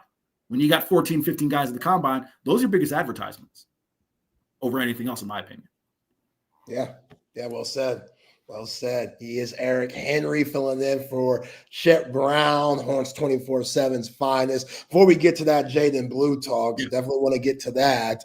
What was my man Roy talking about here? He says, why does Eric have luggage issues all the time? What is he carrying? You had luggage issues in Atlanta? Because I heard that's like the worst airport in America. So that ain't the place to have luggage issues, my guy. Roy. You say all the time, my guy, remember, I travel for work for a living, dog. I'm not just traveling once or twice a year. I did 70-something nights in hotels last year. My point is, you travel as much as I do, the airline's going to muck it up. What happened was, to kind of give the audience a picture as to what my summer was, I had been gone from Austin. I got back last Thursday, but I hadn't been gone for 2.5 months. I went home, went to go check in on the crib and whatnot. So I drove to Austin. My better half, my girlfriend, drove my car back, right? So I had to pack for 2.5 months, which meant I was going to have to check a bag, right? People were like, yo, would you check a bag going from Tampa to Atlanta? Or excuse me, checking a bag for SEC Media Days for 3 days. I'm like, it wasn't just 3 days. I had stuff for 2.5 months, right? So that's why I had to check a bag. The issues that I land in Atlanta, right? And I only, I'm making my way down and I'm like, okay, the bag's already out, which is very rare for Atlanta. The badge was already on the carousel. I'm like, all right, bet, we here. And that, Zay, I don't know if you've experienced before. It's a lonely feeling when you see people picking up their bags, heading out, and you just there. You look around, you be like, damn, I'm the last mofo on my flight here. It's a lonely feeling, dog. It's a lonely feeling. So I'm like, all right, maybe, someone picked up my bag because the bags were on the carousel. I run over to the baggage office. They're like, no, we ain't got it. I'm like, come on, bro, because it's SEC Media Days. I have not put in the work like Chip Brown, like said Golden, to just show up in, a polo in you know, some slacks. You know, I gotta wear a suit. You know, I ain't Dress put in for that the time yet. You know, so my suits. What am I gonna wear? Come to find out, the airline, which I will not name, it was not Spirit or Frontier. This was a major airline.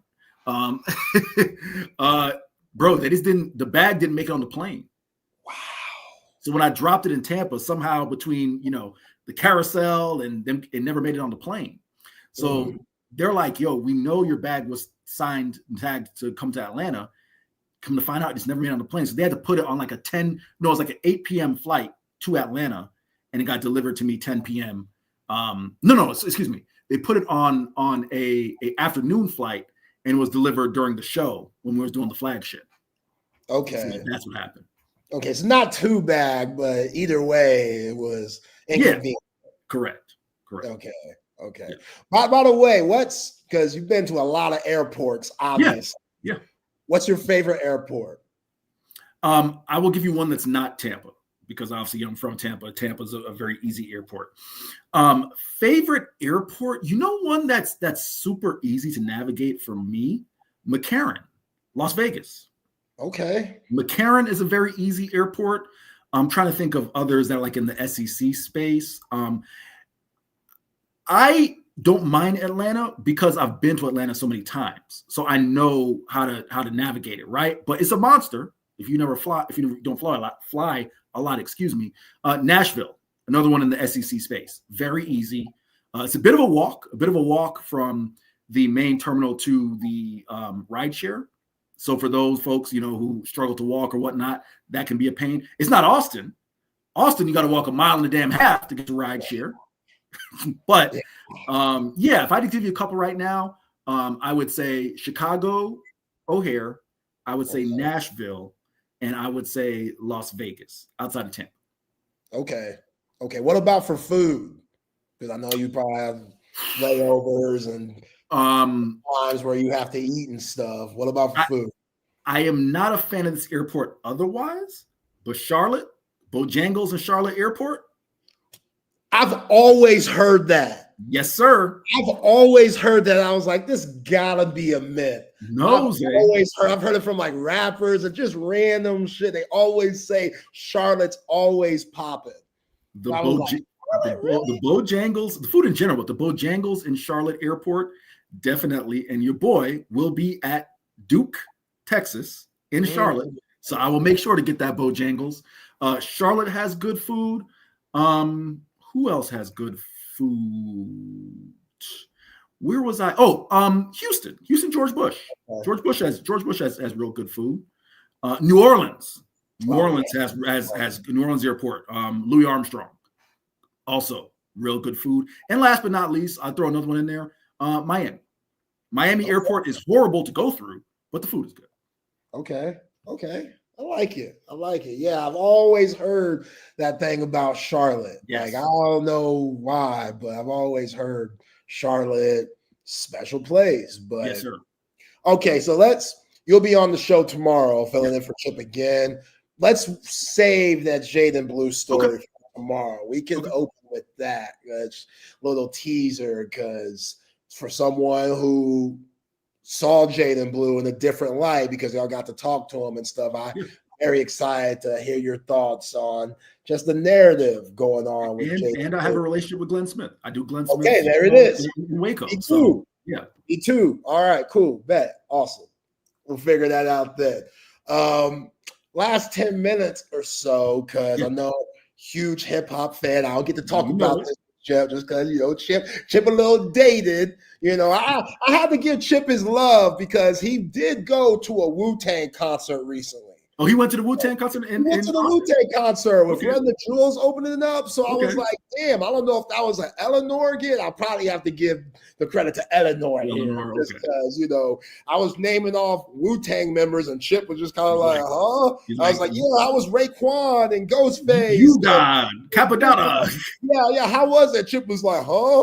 And I was like, wow, never mind. But still, Chip, he got a little street cred from going to the Wu-Tang concert. But let me ask you, a lot of good hip-hop came out recently. Like, July's been a solid month. Clips, what they dropped, like solid album. I know Tyler, the Creator, dropped an album today. So what's E. Henry jamming right now? Are you jamming the new stuff, what's came out this year, or are you one of those, the old stuff still catches your eye? You can't really get into the new stuff, even though it might be older rappers, which is also a narrative. Like for some reason, once you get over 40 or hell, even 35 in some cases, you can't rap no more. Like you ain't, you played out. Like your era was then, and you can't evolve, which the clips have showed us that ain't true. But what has caught your eye or caught your ear as of late? Well, I'm going to answer your question. I will give you one thing that caught my attention in a good way, one thing that caught my attention in a bad way, and then answer your question about what am I listening to. Let's start with the negative. What am I not listening to? Whatever that nonsense Will Smith tried to put out. I like pretty girls. What? Who asked for that, dog? Who asked for that?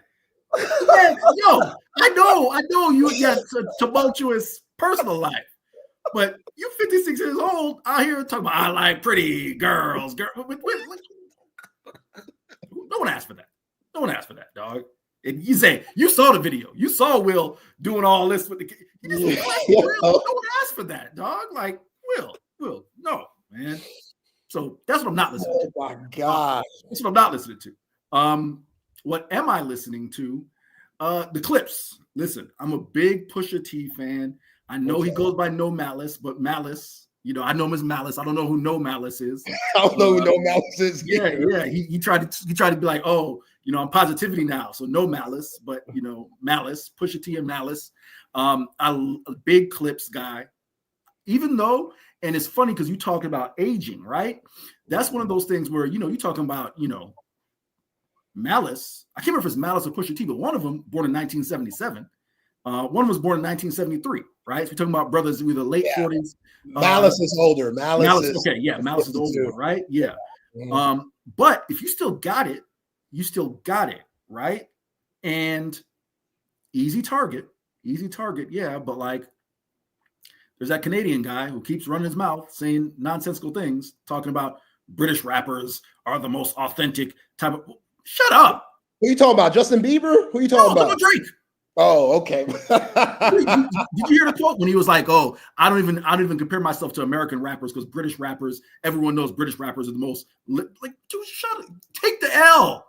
You refuse to take the L. The sooner you take the L, the sooner you can move on with your life. Or you're just gonna be holed up in that ranch over there by A&M. You can do that too. Like that's what you want to do with your life because hip hop, it looks like it's done for you, my guy. Nevertheless. The new clips most definitely. The thing with me, Zay, music, it's seasonal for me, right? So summertime back home, I'm listening to a lot of 2010s. The songs make me feel good, 2 Chainz, a lot of Ross, a lot of I get a lot of flack for this. I'm a Big Sean guy. I'm a huge Big Sean fan. Yeah, why do you get knocked for that? Like, I think that's solid. I think he's underrated. The amount of people, I think Big Sean's underrated. The amount of people who think Big Sean is whack is, you'd be surprised, So it's a vibe, you know what I'm saying? Like, I'll even give you, the employer might not like this, but I'm kidding with my dog's age, so I'll be a little spicy. Summertime, back home, you know what I'm saying? Like, I might have been with my guys. And I might have, banged a little, you got the little juke joint, the touch tunes in the bar, Yeah. I might have played a little I Hit It First, because I saw somebody there who what was necessary for that song to be played. Ray J, I Hit It First, you know what I'm saying? Like it's a summertime vibe, you know what I'm saying? Like, yes, that was aggressive. I was aggressive on my part, but it was necessary. You know what I'm saying? So no, for me, like summertime, a lot of just like good vibes, 2 Chainz, a lot of party music, man. But when we get to like football season, we'll definitely go a little bit edgier, you know what I'm saying? Also, another guy for me, I'm a big Pop Smoke guy. R.I.P. Pop Smoke. Wow, okay. Big Pop Smoke guy. I will definitely play a lot of Houston hip hop. When we get to football season. So yeah, for me, music is seasonal. So right now during summertime, I just want good vibes. You probably get some Snoop, some of that 2000 Snoop, that party music, you know what I'm saying? But come football season, I need T.I., I need Ross, I need Jeezy, I need that come football season. No, I saw that on your Wings picture that I was very salty of. You say you've been listening to a lot of T.I. and Jeezy and stuff when you're in Atlanta, which it's only right. It's only right that you, listen to those guys and, hip hop. Real quick, where does Luda fall in there for you? Because I came here, someone on Twitter did call me out for not mentioning Luda. And I always forget Luda in kind of the pantheon. Where does Luda fall for you? If we're talking about Atlanta rappers specifically, he's number 2 for me. I've never been an Andre 3000 guy by himself. Yeah. I everybody loves to say when it comes to Atlanta hip hop, Future, which Future is a little hit or miss for me. Yeah. You know what I'm saying? Like I've never had Dirty Sprite in my life. So it's not really relatable. And again, Texas dude, I know something about that drink, but I'm not a drink guy. Right. So Future, hit or miss. Outkast as a whole, hell yeah, sign me up. 3 Stacks by himself, I don't know about all that because hey y'all, no, that's not it. You appreciate what Big Boy brings to the table. Yes, Big Boy needs more respect. I think they do him a disservice by mentioning Andre 3000 so much that I think it hates on Big Boy a little too much for my comfort. Not everybody, but a lot of these folks, and it's all subjective, I know that, but I just think Big Boy needs his love too. As far as Luda goes, he's number 2 for me. Jeezy's number 1. Yes, sir. Like I had the snowman shirt, you know what I'm saying? I remember my mama being like, why the hell are you wearing that? And it's not December. Like, is this a Christmas shirt? And I'd be like, yeah. I'm trying to explain to my mama that this means cocaine. Like that's not a good look for 14-year-old Zay to be presenting to my moms. But I was a part of that whole wave. Like Jeezy was just different back then.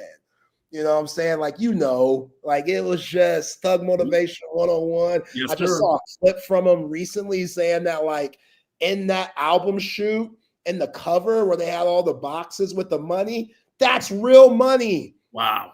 That's what he said.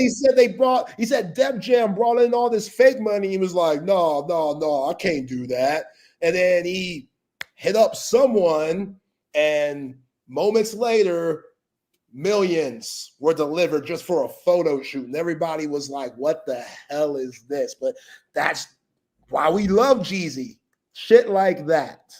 So I've tried to really, all those old guys that were very popular in the early 2000s, like Clips. And, Raekwon just dropped the album that I haven't gotten into yet, but I'm excited to get into.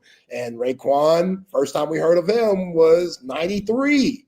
So I think guys can evolve if you're not coming in with just a negative mindset of, oh, man, these guys, they're too old to rap. That's not the case. Like Andre 3000 was so wrong for saying, the things that I rap about now wouldn't be cool because I'm in my 50s. No, not at all. Like, we'll be able to relate to it because a lot of the time, yes, you'll be talking about things you do now, but it makes you human. If you can rhyme, you can rhyme.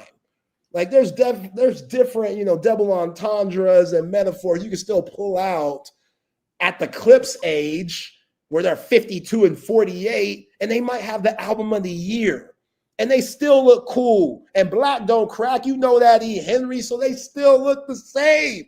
How are these mother effers looking the same?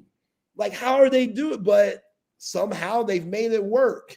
And Pharrell looks the same, and there's production on it. Like, everything has to work. Like you're never too old to do something that you love. In my opinion, in some cases, yeah, but in rap, absolutely not. You're never too old. Will Smith might be, because I wasn't messing with that Will Smith album either. That was horrible. But yeah, man, like I think this is a very important, really healthy time in hip hop that I think a lot of people needed, because now I think guys that we haven't heard from in a while, they're going to be motivated by clips and be like, damn, if they could go out and still make just bangers after bangers at their age, I can too. So I don't know who that's going to be, but I think we're going to see more of that with how the Clips did this album, and it's dope. It's really awesome. But Henry, we could talk all day, man. I'm glad you're going to be back tomorrow. Appreciate everybody for rocking with us.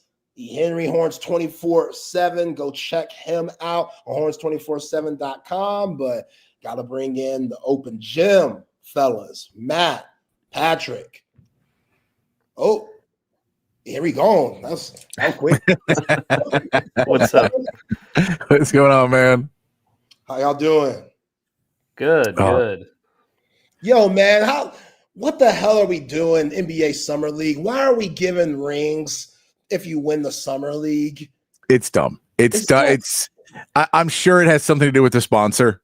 Like it's all this stuff in the NBA where they keep being like, here's another trophy and here's more stuff. It's all like, it's because it's the NBA 2K Summer League presented by Clorox and, underwritten by man wipes and stuff like that. It's all sponsorship money. Like, I'm sure the rings have a sponsor on them. The Kia NBA Summer League Championship, is that what it was called?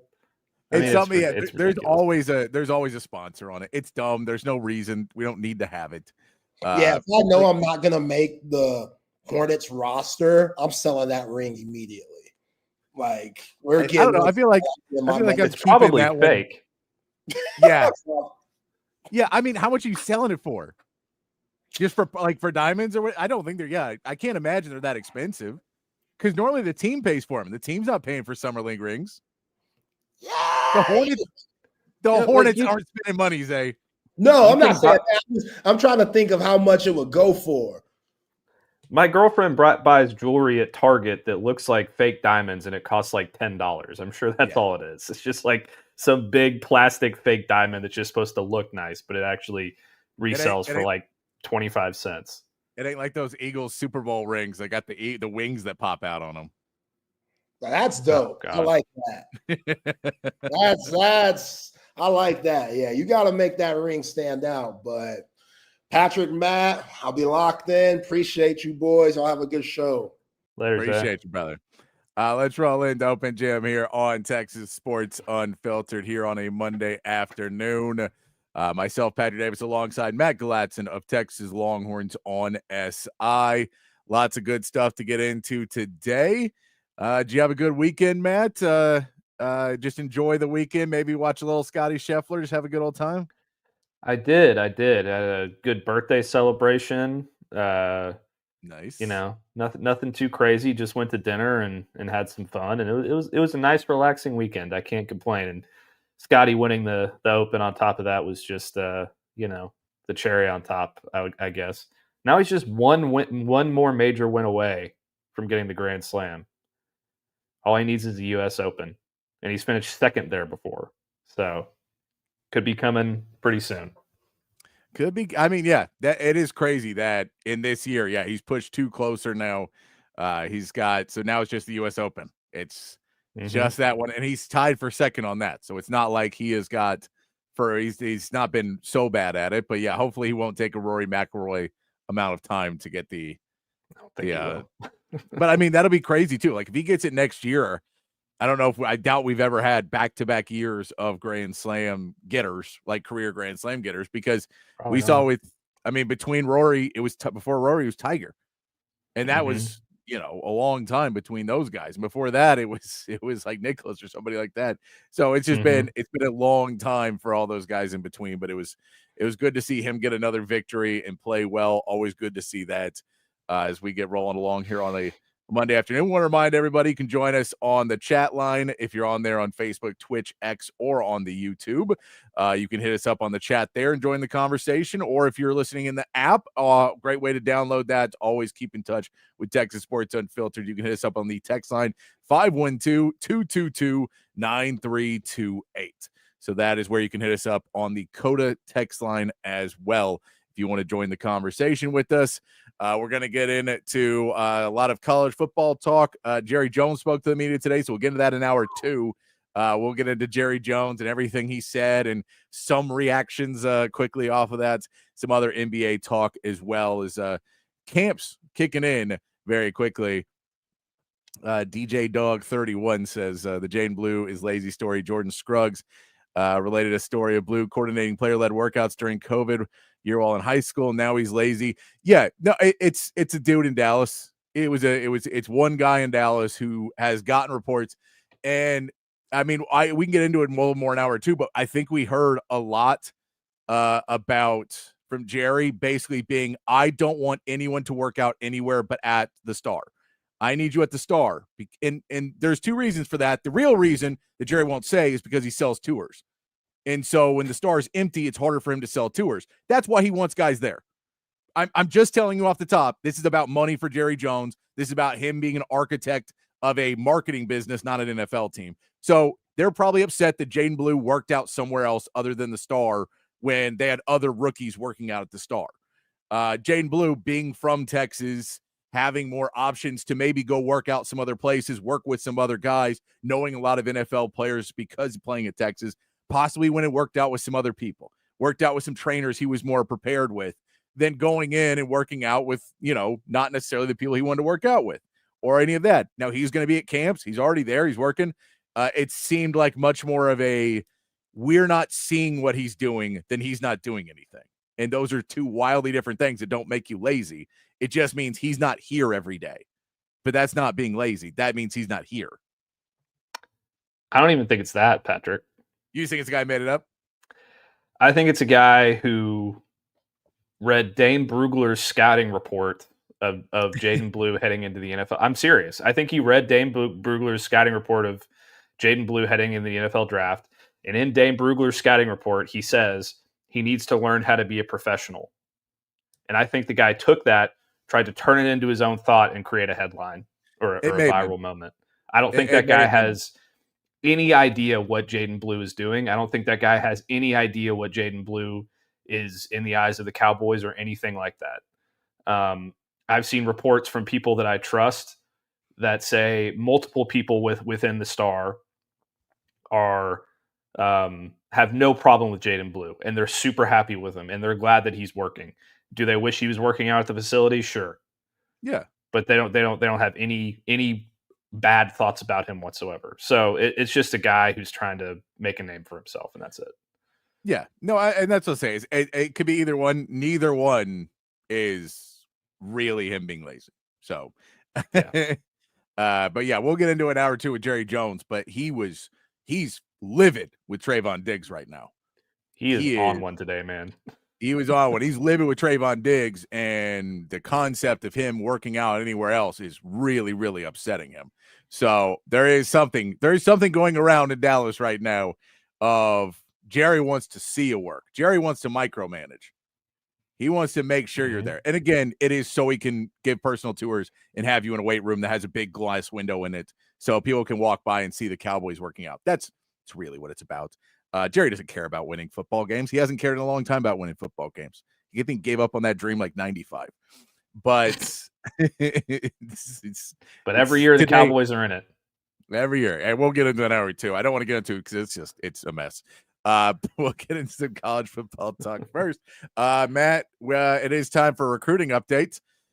Since everybody knows, but Texas, once again, somehow Texas is not in recruiting trouble anymore. Is what I've been reading. Is now all of a sudden we're a top 5 team again, top 10, top 5 team again. I mean, Patrick, it's pretty amazing how things can change so quickly over the course of a month. I believe it was about a month ago that we were sitting here on this show, and I believe both of us said, "Relax, it's the summertime, it's going to be fine." And then all they do after that is they go out and they rip 3 number 1 rated recruits at their position in college football. 2 of them from right under the Georgia Bulldogs. Well, really 3 of them from right under the Georgia, all 3 of them from right under Georgia's nose. Yesterday, July 21st, Texas got a commitment from ESPN's number 1 ranked running back, Derrek Cooper. He is 6'1", 205 pounds. I've seen some people comparing him to Darren McFadden, among other NFL players. 24/7 Sports has him ranked number 29 in the country, the number 2 athlete. He can play both sides of the ball, but he's going to play running back in college, and the number 2 player in Florida. ESPN has him ranked the number 7 overall player in the country, the number 1 player or the number 1 running back in the nation, and the Rivals industry ranking has him as the number 37 overall player and the number 2 running back in the country. This guy is kind of a do-it-all back. He's a really great receiver out of the backfield. He's really great with, cut and run. He's a very athletic guy, top-end speed, very quick. Really one of those, get downhill and cut running backs like a Darren McFadden or a Joe Mixon, somebody like that who can really just take one step and go. Big-time pickup for Texas here. Andrew Ivins, the director of scouting at 24/7 Sports, calls him a jack of all trades that some schools would view as a running back, while others think his ceiling might be higher as a back 7 defender. He's going to play running back. He's got an overall athletic profile for a mid-skill with bright green speed and explosion scores. As a ball carrier, he runs with plenty of tempo and energy as he hits the hole with urgency, always seems to be spiraling forward with his 6'1", 205-pound frame, and will use his core power to bounce off tacklers in tight quarters. He's effective on swing and screen passes and has the hands to emerge as more than just a check down option for a passing attack. This guy is pretty much exactly what Steve Sarkisian wants in a running back. Somebody who can do everything. Yeah. You talk about versatility. It's been a big buzzword for us over the last few weeks. Derrek Cooper is exactly that. He's got the power. He's got the speed. He's got the quickness. He's got the catching ability out of the backfield. And now with this commitment, Texas has vaulted all the way up to, I believe they were 16th about 2.5, 3 weeks ago. They vaulted all the way up to number 4 in the nation, above Texas A&M for the number 4 class in the country. They now have 3 5-star recruits in On3's team rankings, and 3 players who are number 1 overall at their position, with Tyler Atkinson, the number 1 linebacker, James Johnson, the number 1 interior defensive lineman, and now Derrek Cooper, the number 1 running back. Absolutely huge stuff, and I don't think that they're done yet. I think there's some more stuff coming down the pipeline here in the next couple weeks. Yeah, they're definitely not done. Again, we say wait till December, and where you go. It's just funny because it's another guy coming in, and I know this is going to be the consistent piece now of every good player Texas gets, they bought. I get it, but it's funny coming from other, the Georgia ones are starting to get funny, that Georgia is just constantly being like, you're like, Georgia, you also have played, you also do this. We're all playing the same playing field, man. You guys are doing it just as much. But yeah, there's a lot of factors that go into it. And then yes, Texas has money to pay too. There's benefits on both sides. But they're not just getting guys. They're not just paying guys to show up to a bad program. They're paying guys to show up to a program that has put a ton of players in the NFL at the running back position, that has been in the playoff the last 2 years, that is building positive momentum, that has a star quarterback in Arch Manning and another couple on the way behind him. I think there's a lot of positives that are in there. And then also there's money. So it's not just a cash grab. That is the new go-to. And I know we went with it, Felix Ojo, because that was a little bit of a different situation. And that was also reported. Yes. And so it's a little bit of a different situation on that one. But for the most part, the guys we lost to Georgia or Florida, I'm not going, those guys were paid for. We said that, I'll say that when Miami bought a basketball team that ended up beating Texas in the Elite Eight, that was annoying, but that was well reported too. That they had a donor who came in who was paying a ton of money and bought a pretty good basketball team that he put together in Miami. And then it turned out he ran a Ponzi scheme and he went to prison. So that was that team. And Miami basketball has not quite been the same since then. But there's certain places where you can go. But this comes in now, and it's really funny because we saw Texas A&M go to the SEC, and it was really a big way for the SEC to get a pipeline to Texas. And then getting Texas and Oklahoma is not so much about the pipeline because the pipeline's already kind of there, but they think maybe we'll get a little bit more. I don't think they expected Texas to open up the pipeline to Georgia and Florida as much as they have. I don't think they thought that was going to be a reverse effect because A&M came in and they got some good players from Georgia and Florida. But I think now they're looking at it and go, A&M's still getting some good players because A&M's got number 3 class right now. It's not like they're not doing well. So they're still recruiting well in other places. And now Texas come in and getting top players from these other states. I'm sure there's a little bit of annoyance coming from some SEC members, and especially probably ACC, Florida State, and Miami. They're like, dude, how'd you just let them walk through the back door? Yeah, Texas A&M, I think, has 3 or 4 just edge rushers from the state of Georgia right now committed to them. So it's a thing that's definitely happening right now. And Patrick, I apologize. I actually misspoke. Yeah, I was wrong about one of my stats. Doing math live on air is, it's a thing. Texas actually has 5 players who are ranked number 1 at their position in the 2026 class right now. We have Diabell, ranked as the number 1 quarterback. Pretty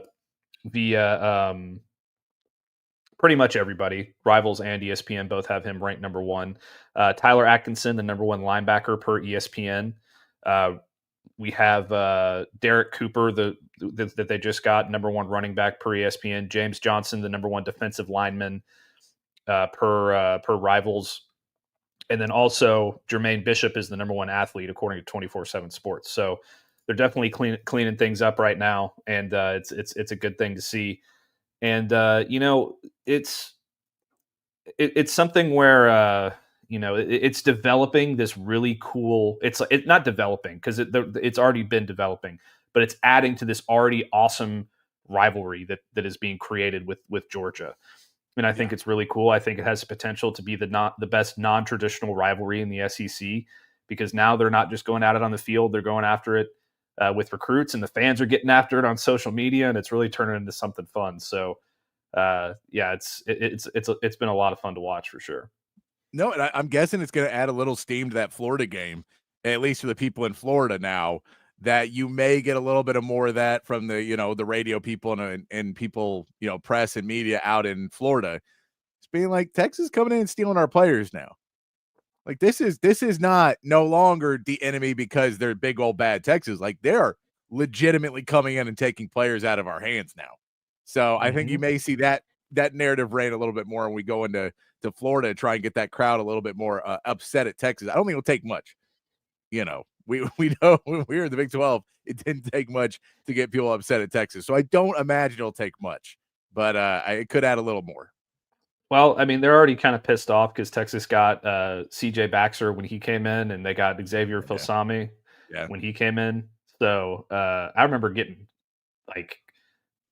ripped on Twitter when Texas signed Filsami. I mean, it was like Florida fans were pissed. They were absolutely pissed. So Texas is ruffling feathers all across the conference, and I don't think it's going to stop anytime soon. We will say, I'll say at least, be careful. Let's not do our end zone dance quite yet because you do have to retain all these players as well. Sure. So, there could be a change where somebody could take another move and take away. You're going to probably get another guy or two. So you're going to get a couple more guys. You're going to have some other guys walk away. And then the big pieces to always remember about recruiting is it's not just the 4- and 5-star athletes that are going to be one. Like we talk about Parker Livingstone a lot, that's a guy who's probably going to be pretty, ingrained in what Texas does this season, that we think he'll be a part of it. And you talk about how many 5-star receivers they brought in. I believe Parker Livingstone was a 3-star. I think you're right. I think he was kind of 3-star here, 4-star there, but but he's a guy that you say is going to come in and has proven that he wants to work really, really hard and, has made the connections off the field and on the field where everyone's talking about how well he's doing. So, it isn't just those. So again, Sark doing it well and all, because a lot of it is scouting and finding guys that fit in the right mold of what you want to be and culture guys and culture fits in a lot of those 3-star guys. Trey Owens was a 3-star when they went to go get him, when they first started recruiting him, and everyone thought Sark was crazy for doing that. So, Yeah. you know, Trevor it Gooseby, is. your starting left tackle is a 3-star recruit. Yeah, it happens. And so you do want to be able to go get everybody. Things will continue to change. It is July. This signing day is in December. It is going to take a while for us to get there. Plenty of things could change. It's nice to be in the position where you are in more of the driver's seat than somebody who's going in and, you know, you're hoping. I think I heard E. Henry says, like, where you're in like November, like, God, I hope this team loses a couple games so maybe a guy will decommit. I mean, you know, we were back a few years ago. Look at Colton Vasek. Colton Vasek was on OU's sideline for Texas OU. He had committed to OU and was on OU's sideline, and Texas whooped him, and he decommitted. He went to Texas. So, you know, I mean, like, things can change depending on how you go. Again, another piece for that Florida game that you just want to look at. We've seen it multiple times. You play big games, and they put the recruits out there on the field and go, man, I hope we win. Because if we win, now those recruits are all happy. But no one wants to be on the loser side when you don't even play for them. And we've seen that with some recruits before. So it's all got to go. You know, it's still got a long ways, but it's always good to get those notifications and people hit you up over the weekend and be like, got another one. Yeah, for sure. And it's got to give Texas fans also a little bit of extra juice to now be ranked ahead of Texas A&M in the recruiting rankings as well. That's what you want to be, man. Notre Dame jumped up to number 3, Texas jumped up to number 4, and A&M dropped down to number 5. And yeah, Jake Krull, another guy, DJ, who is, you know, been widely connected to OU for a long time, and now at Texas is kind of started to get in the driver's seat of that recruitment as well. He's another, you know, 5-star kid that, you know, could be a real asset in this class and really fill out that edge rusher room too. So, you know, they've done a fantastic job so far. They're not done yet. They need to hold on to these guys, like Patrick said, but also there's still some positions that they would really like to fill. I think they'd like to get another linebacker. I think they'd like to get another offensive tackle, maybe 2. I think they'd like to get another wide receiver, and a couple other positions here and there too. So a lot of work still to go, but they're in a really good spot right now. Yeah, good stuff to see that today, or see this weekend. I also want to talk this. I was reading around some articles over the weekend and this morning, and as somebody, Matt, who goes to SEC Media Days, and we will get into covering a little bit more of what is said, the big stories that come out of ACC Media Days and Big Ten Media Days. They both start tomorrow, which I don't know why you put 2 media days against each other. Seems silly. Because I think they did that because they realized everybody cares more about SEC Media Days than Big Ten and ACC Media Days combined. That's true, but it's bad for both of them. Why would you not try and separate it a little bit more? Like, get on the phone and go, hey, when are you doing yours? And they go, oh, we're doing it July 2. And they go, okay, we'll wait a week. We'll do it the following week. We don't have to do it the same week. But they're doing both of theirs starting tomorrow. It is Media Days is at points really fun. The SEC Media Days, there was some good stuff that came out of it. A lot of filler came out of it, especially the end of the week. But I saw a guy who was basically talking about maybe some ideas to change up SEC Media Days, and, you know, some good ideas, some bad ideas. But I want to ask you, Matt, if you had any ideas that you would do if you could make a change to Media Days that would make it a little bit more updated with the times. Because a lot of this happened when, you know, maybe there wasn't as much internet coverage and everything's so much more exposed now. Media Days is a little bit less important. It's nice to put people in the room together. It's nice to have, you know, get questions from other reporters, other teams' reporters. Some of those are silly. Some of those are relevant. What were your thoughts on if you could change, if you were running a Media Days, if you're running a conference, would you make any changes other than playing the right music for Texas? I'd make a couple. First thing I would do is streamline it. I don't think that we need to have Texas hitting 8 different media opportunities during that time. I think you do the main, you know, the main room where Sark goes up and talks and gets questions. The players go up and talk and get questions. You do the local media breakout session, and you do Radio Row. I don't think you need to do the electronic media. I don't think you need to do all the extra crap that they've been doing. There's a couple things in there with like TV and stuff that like, personal interviews and stuff like with Anthony Hill with SportsCenter. Like I understand that.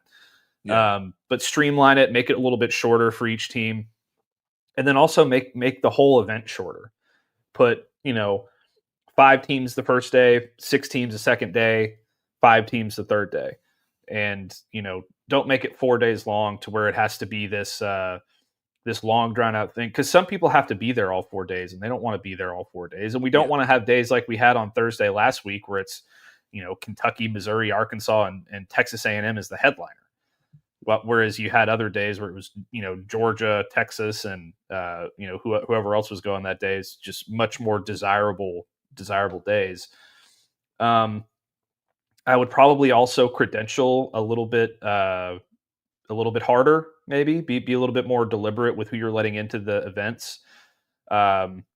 Some of the questions I heard were borderline ridiculous, and some of the questions I heard were, made me think, have you ever been at a college football press conference in your entire life?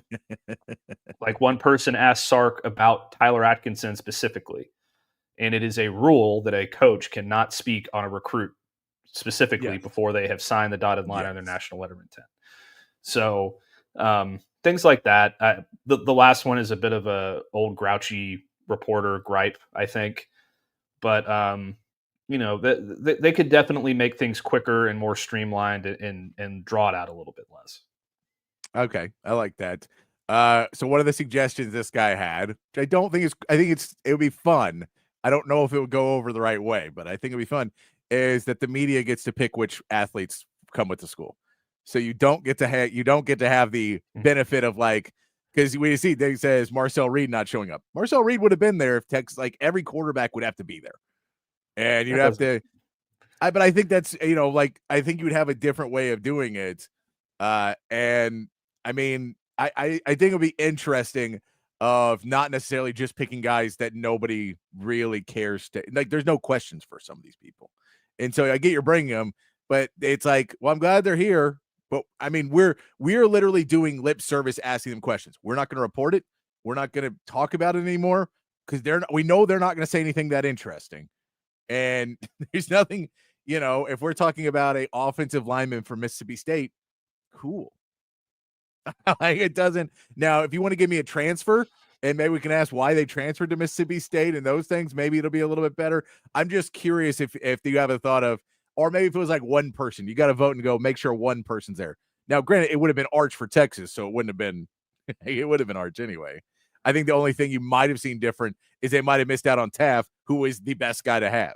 So I think if you had voted, like, if the media got to vote on the 3 players that Texas brought, that all the schools brought with them, Texas still would have ended up with the same 3 players. I think most of the schools would have ended up with the same 3 players. I don't put any stock at all into any kind of narrative about Marcel Reed not being there. I think that's a major reach. They brought their 3. Yeah, they brought their 3 best players. They brought their 3 captains, their 3 All-American candidates, the leaders on their football team. Marcel Reed's still a very young kid. He's recovering from an injury, and he's going through some medical rehab. So, I mean, there's no reason for him he'll be there next year. Like he's that's all much ado about nothing. I do think it would be fun if I got to have a hand in who showed up for Mississippi State, because I'd pick like the kicker, or like there's nothing that's interesting about Mississippi State that would drive me to pick any of the players that they brought. So I'd try and throw them a curveball. Instead. Yeah, and other schools, it's like the reason they're bringing these players and why, I think the idea of voting is a little bit silly. Is they're bringing the 3 players who they think best represent the university, and that's the end of it. No, and that's normally you're going to bring, your older players and guys who have been there and done it. I know Arch doesn't necessarily fall into that, but that's because it's Arch Manning and you can't not bring him, because it's a bigger story if you don't bring Arch than if you do. Mm-hmm. And I get that was Marcel Reed. They think that, I think it was just like, well, we have all these really good players that are a little bit older. I think we'll bring them instead of a guy who's only played a few games for. He's going to be our starting quarterback, but he's been hurt. I don't necessarily think it was a huge deal that he wasn't there. If they could bring 5 guys, I thought it was a bigger deal that Deion Sanders brought 2 quarterbacks to Big 12 media days. Oh, for sure. That one I thought was way weirder.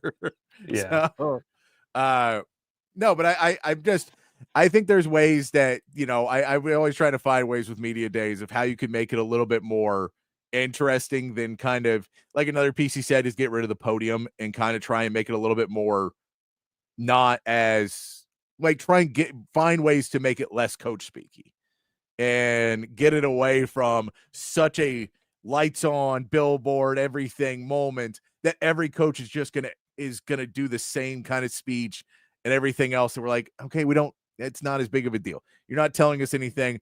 It's all like, it's the same way Greg Sankey introduces them. And he goes up and he goes, their kid learned how to walk 2 days ago. And then also they have a second kid who's pretty good at dodgeball. And you're like, Greg, no one cares about any of this. I get you're trying to paint the picture of the person, but this makes it sound like a class recital. Everyone in this room and everybody watching is really into college football and really wants to and knows all this stuff. So we don't have to treat it like Sark has been a football coach for now. Okay, just let him come up there and then he's going to give a speech where he talks about what Texas, and there'll be some positives in it, and then there'll be some ridiculous stuff, and then we'll get to questions. I think if you could get, take the pre-written part and shrink that and kind of get to more questions, whether they're pre-written for them or whatever else, maybe get to other good stuff. I think that maybe makes more sense, especially in streamlining it, to watch a guy talk for 20 minutes straight without answering a question. Like, that dude has said nothing for 20 minutes.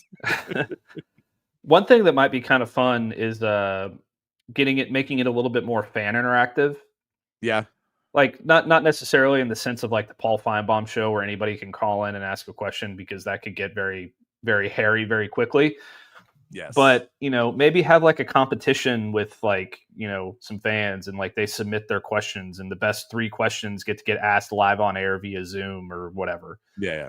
Like that could be kind of fun. Make it a little bit more fan interactive so people have more of a reason to tune in, because I'll be honest, like I enjoy it because it's kind of my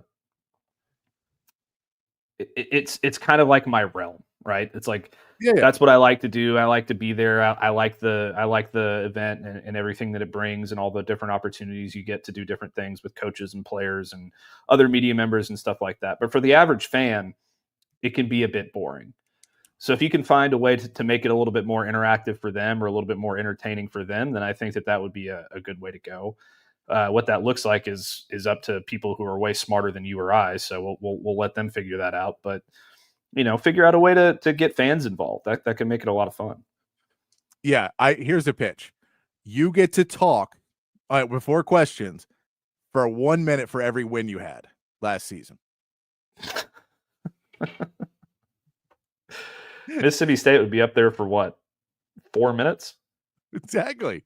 That long. We want to streamline this, Matt. We want to streamline this.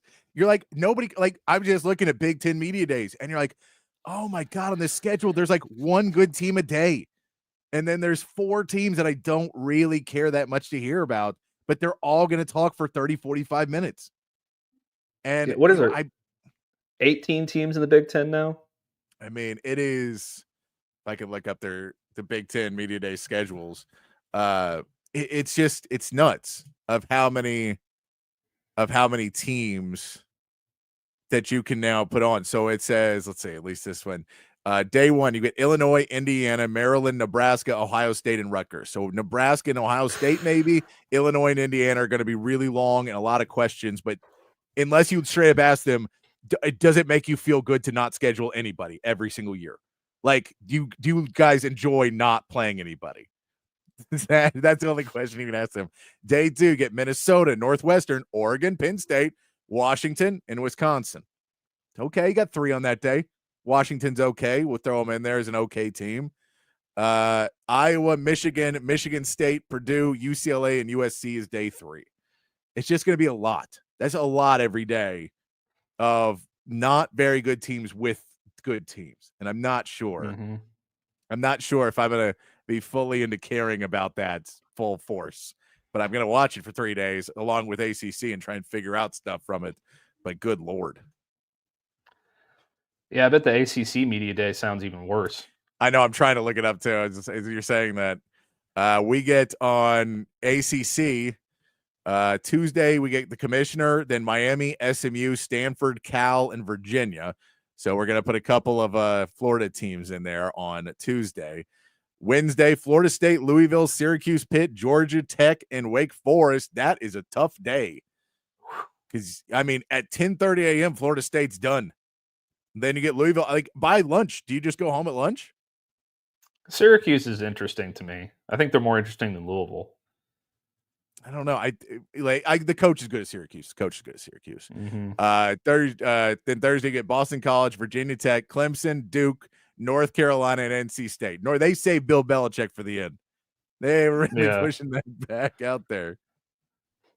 Yeah, I mean, we've got to find a way to clean all of these media days up for sure.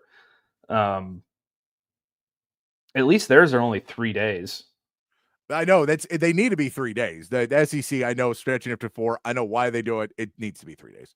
It's too much. So I'd rather shove a bunch of stuff in there and try and, speed it up. That's what I said. Yeah, 3 days and then really make it hit. You get to speak for as long before questions. Now, questions can go anytime, because the bad teams will run out of questions. People will stop asking. They'll be done. But just your prepared speech is how many games you won the previous year. That is my pitch, because I don't care. It's hard for me. I don't want to hear Mark Stoops say that we sucked last year 25 times, and that's what was the Kentucky speech was. I know we got to get better. We know we have to get better. We know we're going to be. It's like, all right, we get it, man. Tone it down. All right. So in your scenario, yeah, Florida State gets to talk for 2 minutes. Perfect. Even though they're Florida State, which I would be all for that. And then Purdue gets to talk for precisely 1 minute. Oh, I love it. Oh, how great is that? Like, really rub it in the coach's face. And then for the SEC, I'll tell you this: an automatic. If you're a new coach, 5 minutes. We'll give you 5. So a new coach, if you come in, last coach didn't win a game, we're giving you 5. Yeah, but and then Jeff Lebby only gets to talk for 2 minutes at Mississippi State. No, 2 minutes? Can he not fit it in 2 minutes? He probably could. They don't have a lot to talk about this year. What I want to know is, does the Pac-12 still have media days? Is it just they do? And so I don't know what their one this year is, but the article mentioned apparently last year open bar. That, my friend. But I was like, you can only do that in a conference with 2 people. Hey, listen. My favorite part about covering the Dallas Cowboys in person is that as soon as the game is over, they tap some Miller Lite kegs in the press conference and you get to get yourself a beer. If they did that at SEC Media Days and they just had beer flowing the whole time, it would be a lot more interesting. It would, but you saw some of those dudes that were there. You can't do that because some of those dudes are not leaving the keg. That's probably true. Like, they're just there for the keg. It would make some viral moments, though. That's for sure. It would, but I don't know if that's a good idea to bring that in. But yeah, that's my idea. I'm pitching it. But yeah, they said Pac-12 at Media Days. I like that, DJ Dog. Pac-12 Media Day starts at 9 p.m. Central. But they said it was an open bar, and so it was much more of like, hey, kind of hang out with the coaches and the players, because I believe last year it was just Oregon State and Washington State. Mm-hmm. So they could do that a little bit easier because there was 2 teams, and that makes it way, way easier to have just like, hey, we're going to do it. It's going to be one afternoon. We're doing the Pac-12 Media Days happy hour. Yeah. Roy, I'm pretty sure Jonte Cook is never going to be invited to a media day for the ACC. No. You don't think? No. He seems like a good idea. I mean, he might switch teams while he's there, but he could also, I won't say that on air. Big Ten's in Vegas though, so I don't, not as much problem. ACC is going to be they're in Charlotte. That's boring. They're in North. Well, they had to be, to really get the full Bill Belichick experience, you got to go closer to Bill Belichick. Isn't their headquarters there too? They probably, but I'm just saying, I'm just trying to make it all about Bill Belichick because we know that is by far the most interesting thing that's going to happen there. Yeah, what I would like to know is if Patrick would like to play a drinking game. Oh God, what is? And every time Bill Belichick is asked about Jordan Hudson, you have to finish your beer. I see. This is the problem. I think that they will shut it down beforehand. I think like so? When they're not on TV or whatever else, they'll be like, "Hey, no question about it." I think it'll be either like unspoken or it'll be very spoken before the thing. We are not doing these questions. We're not going to do 35 minutes of Bill Belichick and his girlfriend questions. Because first question is going to be like, our first question will be like, so what do you think about the quarterback position and how much is Jordan Hudson going to have to do about picking the starting grade? It's like immediately just we weasel into it. But Could be fun. Right. I like it. The band should start playing other teams' fight songs. That's what you get. If you go over, they just increasingly turn up your rival's fight song on you. What are you going to do? That's a good one. That's a solid pull there, Roy. I would say, like, it just seems long for all these. Now, if you're doing a 5-minute talk and then 25 minutes of questions, I'm fine. But like a lot of these people, like some of these coaches know, and I saw it mentioned because Brian Kelly tried to do it and then they just let him go long. But Brian Kelly tried to go long to answer less questions. That's normally the trick would be we have a 30-minute window. And in this 30 minutes, I'm going to talk for as long as I possibly can and then answer questions. So if I talk for 24 minutes, I get 6 minutes of questions and I can stretch those out and give 2-minute answers. And I'll answer 3 questions and walk away. And Brian Kelly talked for like 20 plus minutes before he went to taking questions. And they let him answer questions for another 20, 25 minutes, though. So you can't say he was really dodging, but it felt like when he was giving it, it felt like he was dodging. And now on these days that are like way quicker, I don't know if you can go over as much because there isn't so much wiggle time. There's tons and tons of wiggle time in the SEC media days. So I don't know in the ACC or Big Ten that if we'll see anybody and they'll just filibuster for as long as they can. And, I love a good filibuster. Our third string left tackle, we're having a really good competition this year. Like, oh my God, what are we doing over here? The king of media day filibustering would undoubtedly be Chad Morris. Yeah. That guy I covered SMU for a little bit when he was the coach, and that every single press conference was an absolute torture session. It was awful. My going back on one of my other points, though, I think that questions in the big media room, at least, the one that's nationally televised to everybody, that's in the big auditorium or whatever, those questions need to be pre-approved because there is no reason. I agree and I disagree, but yeah. Well, like, there is no reason that somebody should be asking Steve Sarkisian. The last question in Steve Sarkisian's press conference should be about what he thinks about the Arkansas rivalry. Yeah. So, like, I agree that it sucks that, they're basically like people get BS questions through. But I also there's 2 parts. One, you can't ask a reporter to not ask follow-up questions kind of thing. If he says one thing, you're going to want to follow it up with another question to not let him weasel out of it. So there's that can't be pre-approved.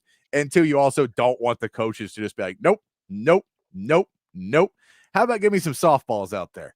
So well, no, not the coaches approving the questions.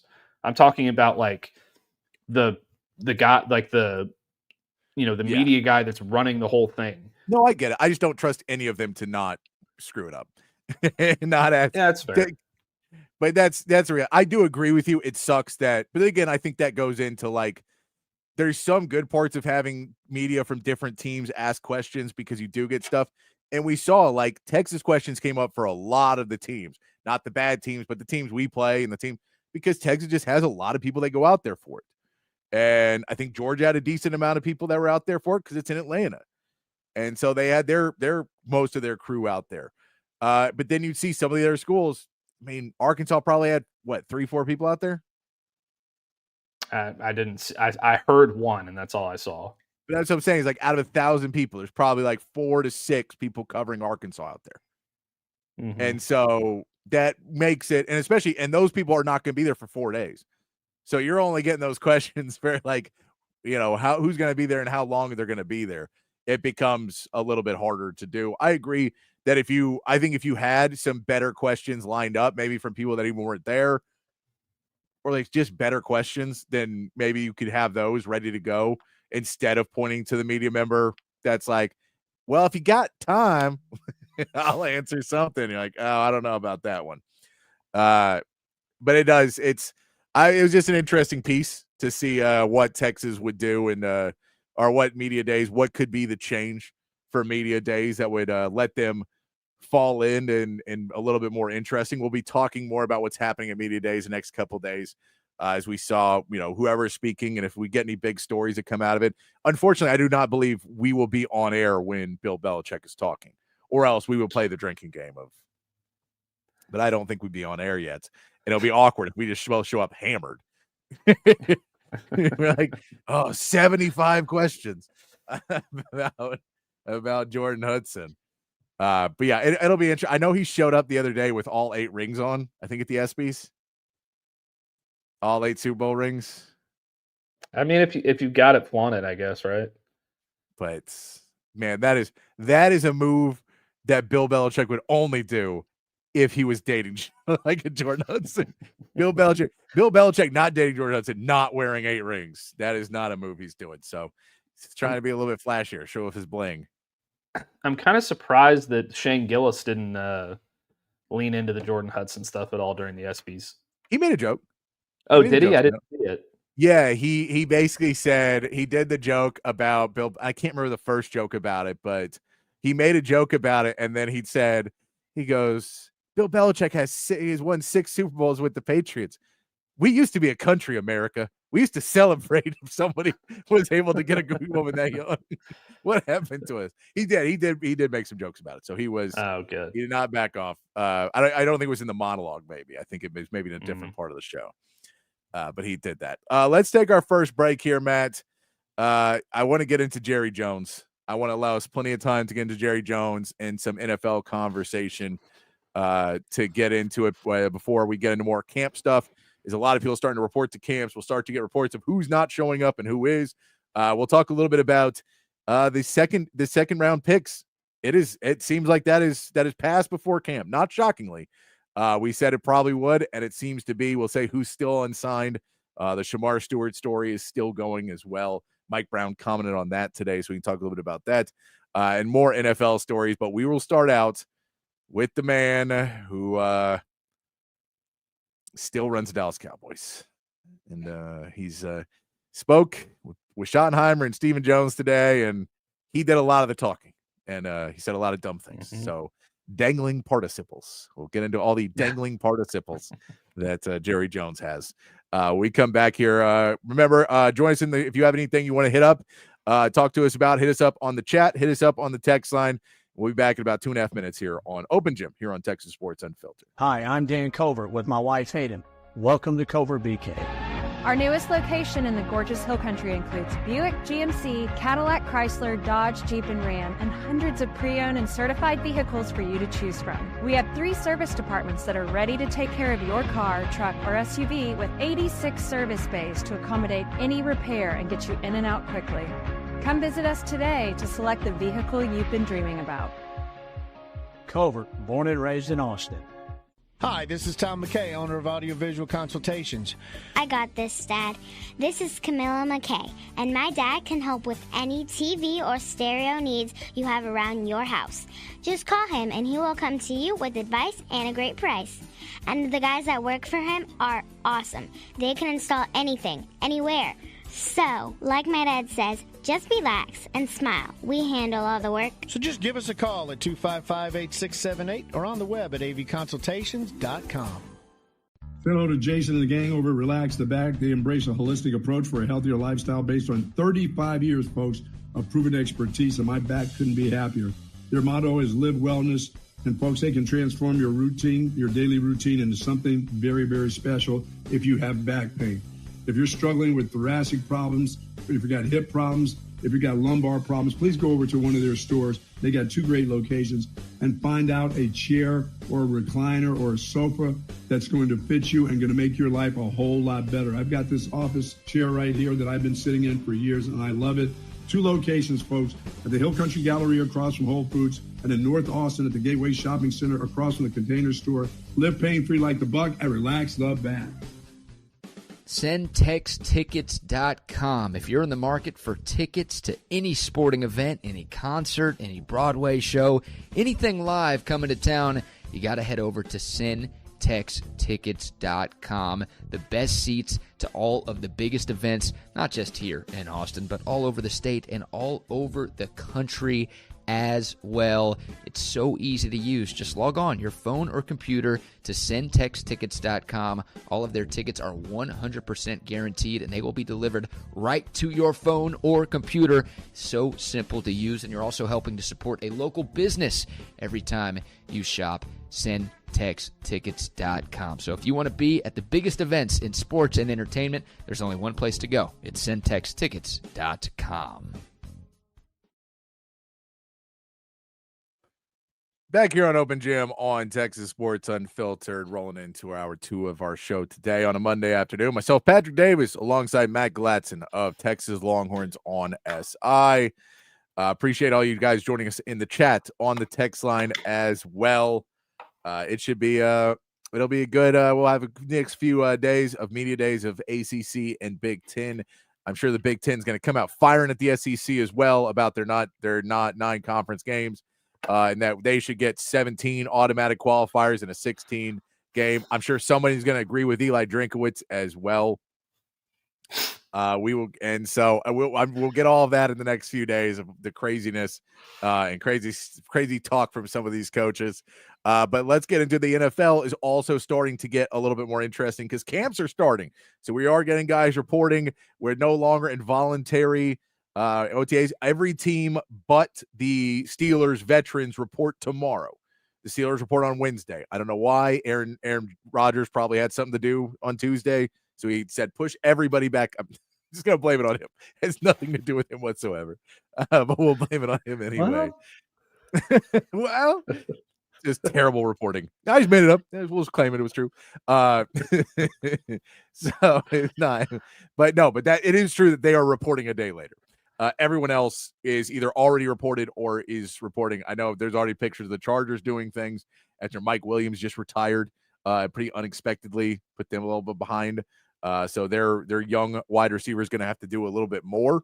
But the Cowboys in reporting, that means the media is there, and that means Jerry Jones spoke today.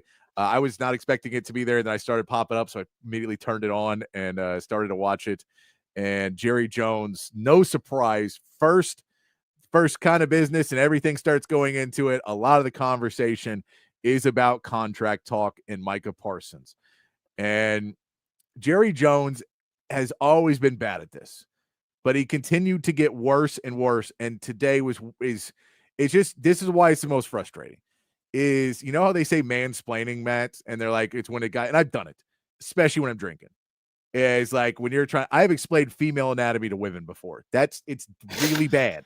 Like, that's mansplaining. I'm just something I don't even know about. And I'm just like, no, but actually, so I get it. I've drunkenly done that plenty of my life, and because I'm an idiot.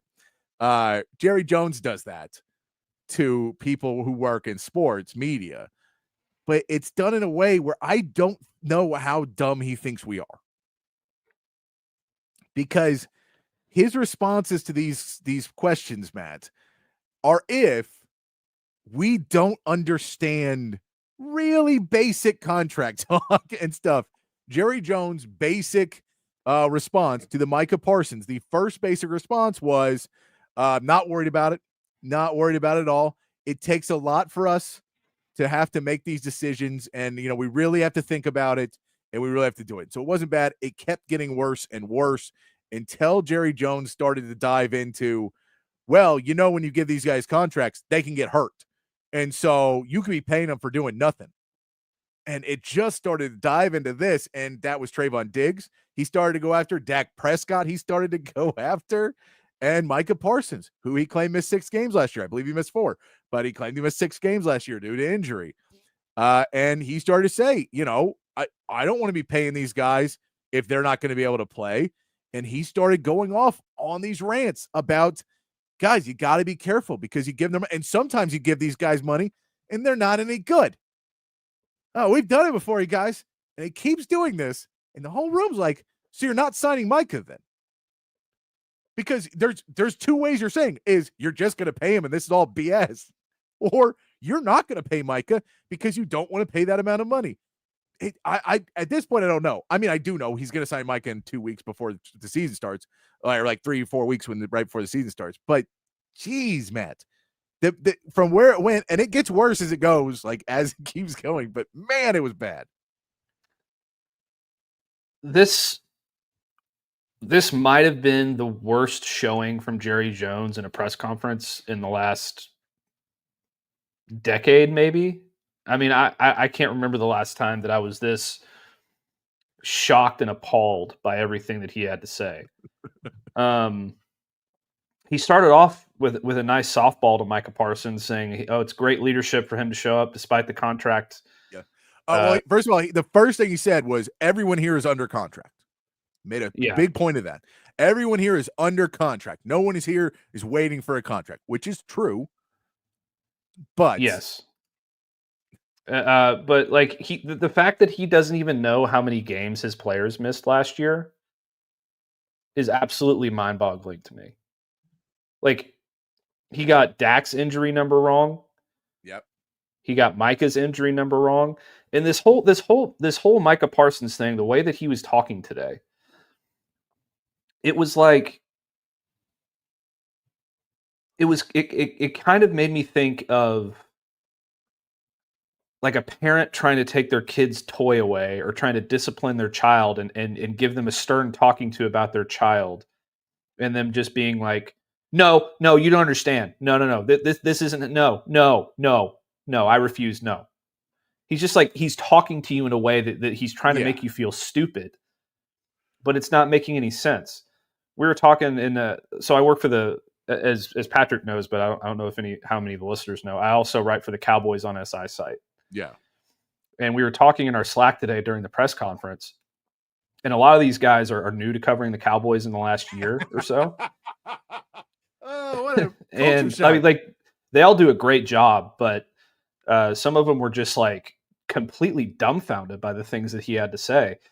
And I had to explain to him, I was like, hey, listen, to really understand where Jerry is coming from and what he's saying, you really have to be fluent in Arabic. And I've been doing this for a long time, and I think I figured it out over the last 38 years. But so much of what he says is nonsense. Yeah. And you have to sit there and dissect it, and like hanging participles, dangling participles. Like, what are we even talking about? So for that reference for anybody, he was talking about, does it bother you to have things not basically wrapped up before the season, not doing things? And he goes, well, on any given day, I have up to 10, 20 dangling participles hanging that I have to deal with. And, if I got to deal with them and, get them done. And if I don't get them done, they're going to be there. You're like, okay, none of that mattered. You just said nothing, but you threw something like old Southern thing in there. So we'd be like, huh? Yeah. And listen to this quote.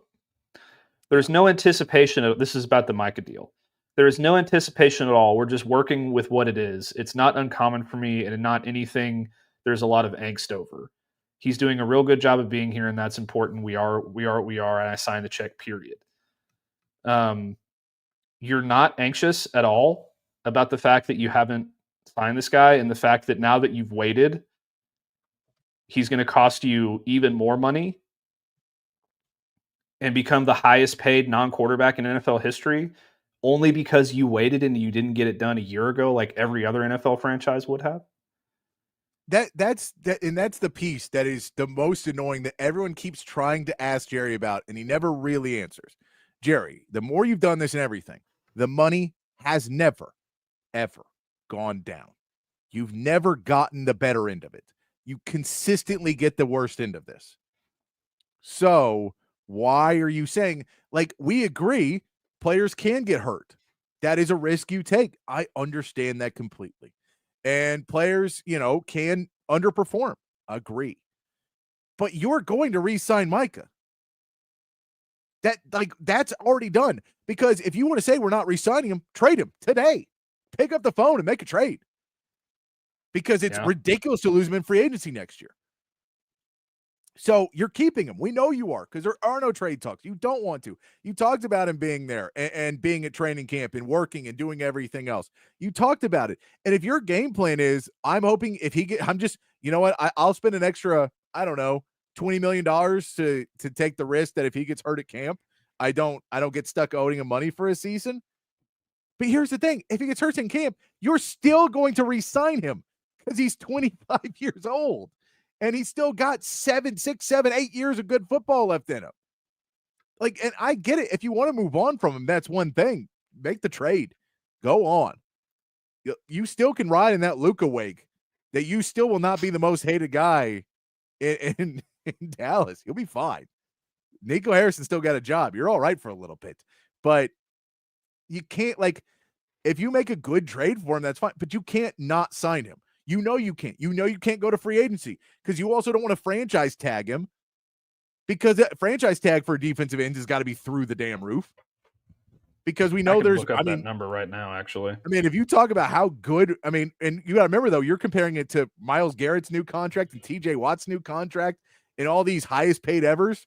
That's who's in it now of what that franchise tag number would be. So I don't know what the point of it is to do other than this is just how Jerry does business. And it's for the media. It is for, I'm going to pay an extra $30 million to get an extra $50 million in advertising. I'm fine with that. Now we could look at the way he discussed, injuries and all of that he maybe wants to lower the guaranteed number because we know Jerry Jones likes to sign long-term deals with lots of loose end on the back. Because he likes to have it where that, basically in Jerry's dream world, he would have guaranteed money for Micah Parsons when he's 25, 26, 27, and 28 years old. Then at 29 and 30, he'd be partially guaranteed. And then 31 and 32-year-old Micah Parsons would have no guaranteed money whatsoever. But he'd be under contract for all of it. That's Jerry's dream, right? Because that's an extremely team-friendly deal. Because now you're saying for 4 years, you have me at the end. I'm saying 7 years, a 7-year deal, 8-year deal, and you're going to pay me for 4, but you're getting 8. And that's a great friendly team deal, but Micah doesn't want that. He doesn't. He wants 3 years pretty much all guaranteed, or 4 years pretty much all guaranteed. And I think the guaranteed money might be a big hang up in this, because guaranteed money also has to be paid out differently than non-guaranteed money. It has to be put up, and it has to be cash, and it has to be, put up in escrow and all these other things to have the guaranteed monty. It's different rules of what you have to have about that. So I can understand the guaranteed money be part of it. The signing bonus could be part of it. But I at the end of the day, I think he wants I want you to give back some on this contract, and Micah doesn't have to. Yeah. So I looked up the franchise tag number, and it says the franchise tag for edge rushers is projected to be around $28 million. This is significantly less than a potential long-term deal Parsons is likely to command, which would exceed $40 million per year. $28 million is still a lot of money that you like, and then you just have to go through this whole. Well, also, there's also a really good chance he doesn't play under it. Yeah. So the whole idea is just a nightmare if it gets to that point. I don't know why he's being so stubborn and dying on this hill. Like, he still hasn't talked to Micah Parsons' agent. Well, but so this is also a key point. Stephen Jones and other guys deal with all their contracts, because you can tell, because he's like, I don't talk to agents, but agents sign all these deals. Jerry Jones sits down and talks to Stephen Jones and them and says, this is the number, this is what I want. And then the rest of them do all the business, clearly. Because Jerry Jones now said multiple times, I don't ever talk to agents. I don't ever talk to lawyers. And the reason why is because they're smarter than him, at least at this. Not saying they're better businessmen or marketing people, but they're smarter at this because that's what they do. And Jerry Jones doesn't do this. And so he hates doing it. He doesn't like being in conversations where he's the idiot. Now, he does it all the time and doesn't know it, but he wants to be able, that's why he, like, the biggest shot I think he took at Micah Parsons was, Micah Parsons is a really, really smart guy. And I went, oh, that's what people are negotiating. You say when you're an idiot. And I don't know if he meant it as that, but that is what, when someone's negotiating and there's a guy at the table who's the weakest link, they're like, that guy's the smartest guy. You should listen to that guy. That guy over there told me you should give me the company for $14. He's a smart guy. I'm DJ, sure Micah went in. Go ahead. DJ, Micah did show up. It's not guaranteed that he's actually going to go. That he's actually going to participate. He's just there. Yes. Yeah, So he's showing up, and I don't even know if he's showing up yet because the report date is tomorrow. So I assume he's either there or en route. But yeah, he's there. But yeah, they haven't started yet, so we don't know if he is actually participating until they actually start going tomorrow. Yeah, he is there, but like, I'm kind of pulling my hair out at all this because there's, and I get, like, he likes to do things his own way, and that's never going to change because Jerry's Jerry, and that's just the way Jerry does things is the way Jerry does things, and he thinks he's right 100% of the time. But there are so many examples of this blowing up in his face each and every year, the last 3 or 4 years. Every year this happens. He waits because deadlines make deals, and then he ends up paying way more for a player than he should have paid in the first place. If he had signed Dak Prescott when he should have signed Dak Prescott, he wouldn't be making $71 million next year. He'd be making probably 45 to 50, which is still a lot of money. But it's a lot more reasonable. Way more manageable. But you had to wait. And by the way, Micah Parsons will now be the highest paid non-quarterback. And he would have been third highest if you would have paid him before Myles Garrett and TJ Watt. Because both those guys would have got over him. But you waited. And you're still waiting. And Trey Hendrickson doesn't have a deal. Now, I don't think Cincinnati is going to break the bank for Trey Hendrickson. I think another team might. So there could be a trade, and then they pay him a ton of money. That's possible before you sign him. That you have to worry about. It's more frustrating because every time you ask him, he looks at you like, guys, you're not even thinking about what happens if they get hurt. We're like, we are. Are you signing him or not? Because it seems like you've made the decision you're signing him up. So once that happens, we can cut all the pretense and just talk about the contract and what the dollars and cents now. That's the deal, is you keep acting as if there's some choice left in this matter. I don't think there is. And if there is, cool, trade him. But there isn't. We know there isn't. Well, the idea that, and I'm looking this up right now, but the idea that you're negotiating based on, like, you haven't signed the deal based on the potential that he might get injured in any way, shape, or form. Like, even if that is like any kind of pretext to any part of the negotiation that you're having, it's absolute folly. It's stupid. It's not the way you do business. In 4 seasons, Micah Parsons has missed 4 games. He's missed 4 games in 4 seasons. All of them were last year. He's been injured once. He doesn't have an injury history. There's nothing to that at all. No, and I get the concept of this is really about guaranteed money down the end of the contract. That's what this is about. It's not about next year, because he doesn't, like, that's not the reality of what I think he's talking about. I think he's saying, if I sign this guy to a 5-year deal, which is what I want flexibility on the back end. And he doesn't want to give me the flexibility on the back end. He wants to, $50 million a year, and he wants $50 million a year, 49 of it guaranteed in year 4. And I don't want that. I want there to be non-guaranteed money on this contract, because that's how I really win the contract, is non-guaranteed money. And I think that's really the probably one of the big crutches in it, is what's that guaranteed money? We know that was the case with Justin Jefferson. We know it was with Jamar Chase's. We know it's been with several players. It's that guaranteed money number that keeps climbing up. We know there was collusion in the NFL because they were like, please stop giving out so much guaranteed money.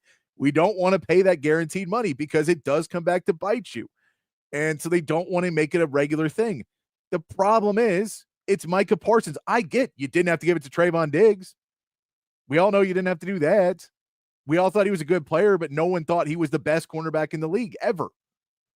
But yet people do think Micah Parsons either is in that conversation or next to that conversation, or, in the next few years could be in that conversation of being the best edge rusher in the NFL and maybe setting sack records and maybe doing all these things.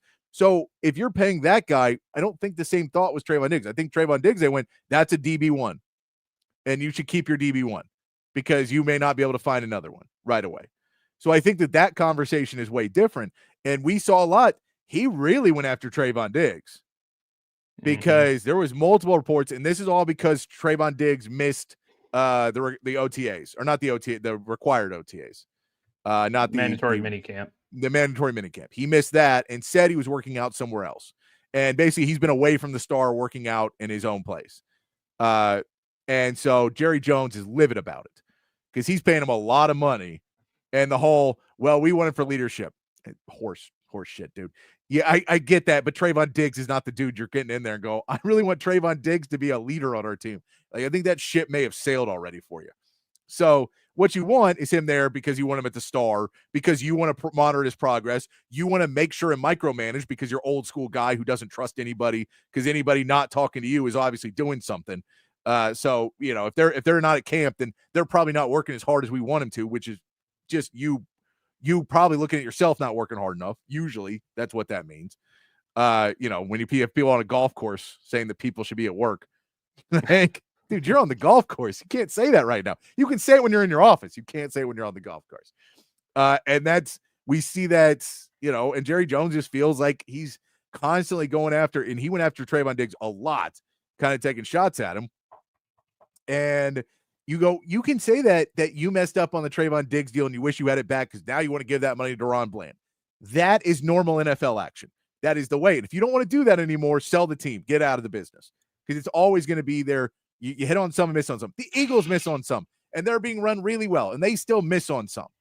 And they still have guys that they've signed. I mean, now they got out of Carson Wentz, but they paid Carson Wentz a ton of money and ditched him a couple years later. Like they found their way out of it. So if you want to, the fact that he's using that as an example, you're like, those are two different guys. And Mike is here. He took away that narrative from you. You can't say that because he's here. He was at OTAs. He's here. He was at mandatory minicamp, and now he's here. You can't get mad at him.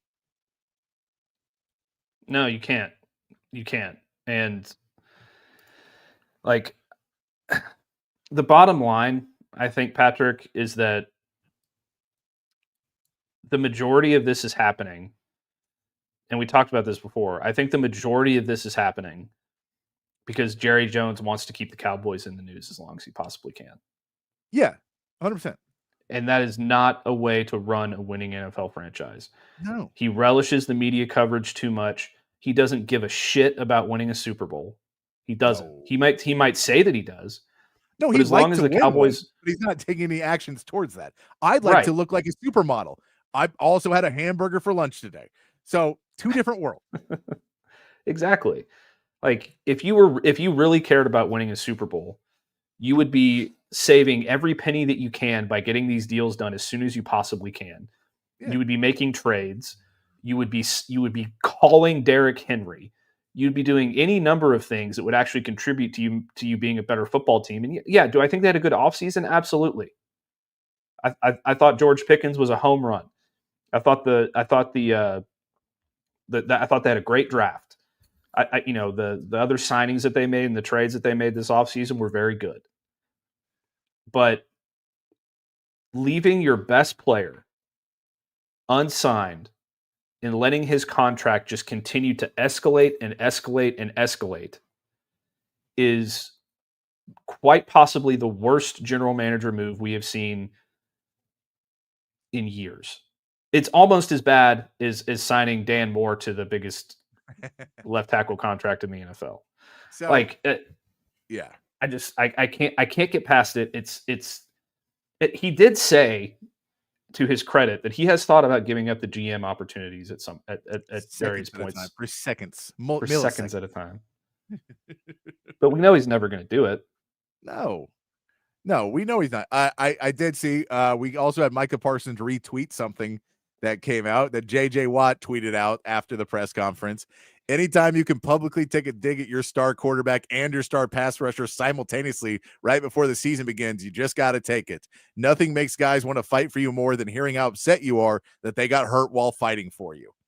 Micah Parsons liked that tweet. Yep. That's it. Players like, we say we want to build this culture, and everything we're doing is about fixing the culture and building this culture. And everything we do is about what can we get in our culture to be and of winning and everything else. And by the way, all of our players are jerks for being hurt because I had to pay hurt players, and I don't want to pay hurt players. They're not winning me games. I shouldn't have to pay them. Okay, sell the team then. You're not living in reality. He's not living in reality. He hasn't been living in reality for 30 years now. When was the last time the Cowboys made a Super Bowl? 1995. But that was when Jimmy Johnson. The reality was let Jimmy Johnson, but he wasn't then because he said he built the team. So even then he wasn't, because even then he said I could hire any coach and they would have done what Jimmy Johnson did. So wasn't living in it then. That's true. The only reality that Jerry Jones lives in is making sure that he gets his McGriddle every morning. No, I mean, look, he's great at marketing the team. He makes tons of money. Like, the valuation of it keeps going up. And if you go, why do they have a good offseason? You go, because he understands he can't be bad for 3 seasons in a row and keep it to be where it needs to be valuation-wise. They can't start to go the wrong direction. So all he's trying to do is get it going the right direction. And then, but it's like, they're not Super Bowl contenders. They're just playoff contenders again. And that's where Jerry wants them, because that's easier to do. That's cheaper than going out and really spending money and paying a lot of cash and trying to build this team. He knows what he's doing. And it's more along the lines of, if you want to do that, that's fine. But then don't come out and belittle your whole team and belittle your star players and put everybody down before going into the season, and then lie to all of us and treat us like we're 5 years old.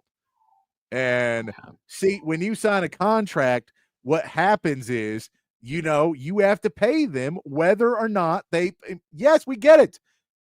It's not what we're asking you. We're saying, Jerry, you have said you agreed that you had terms.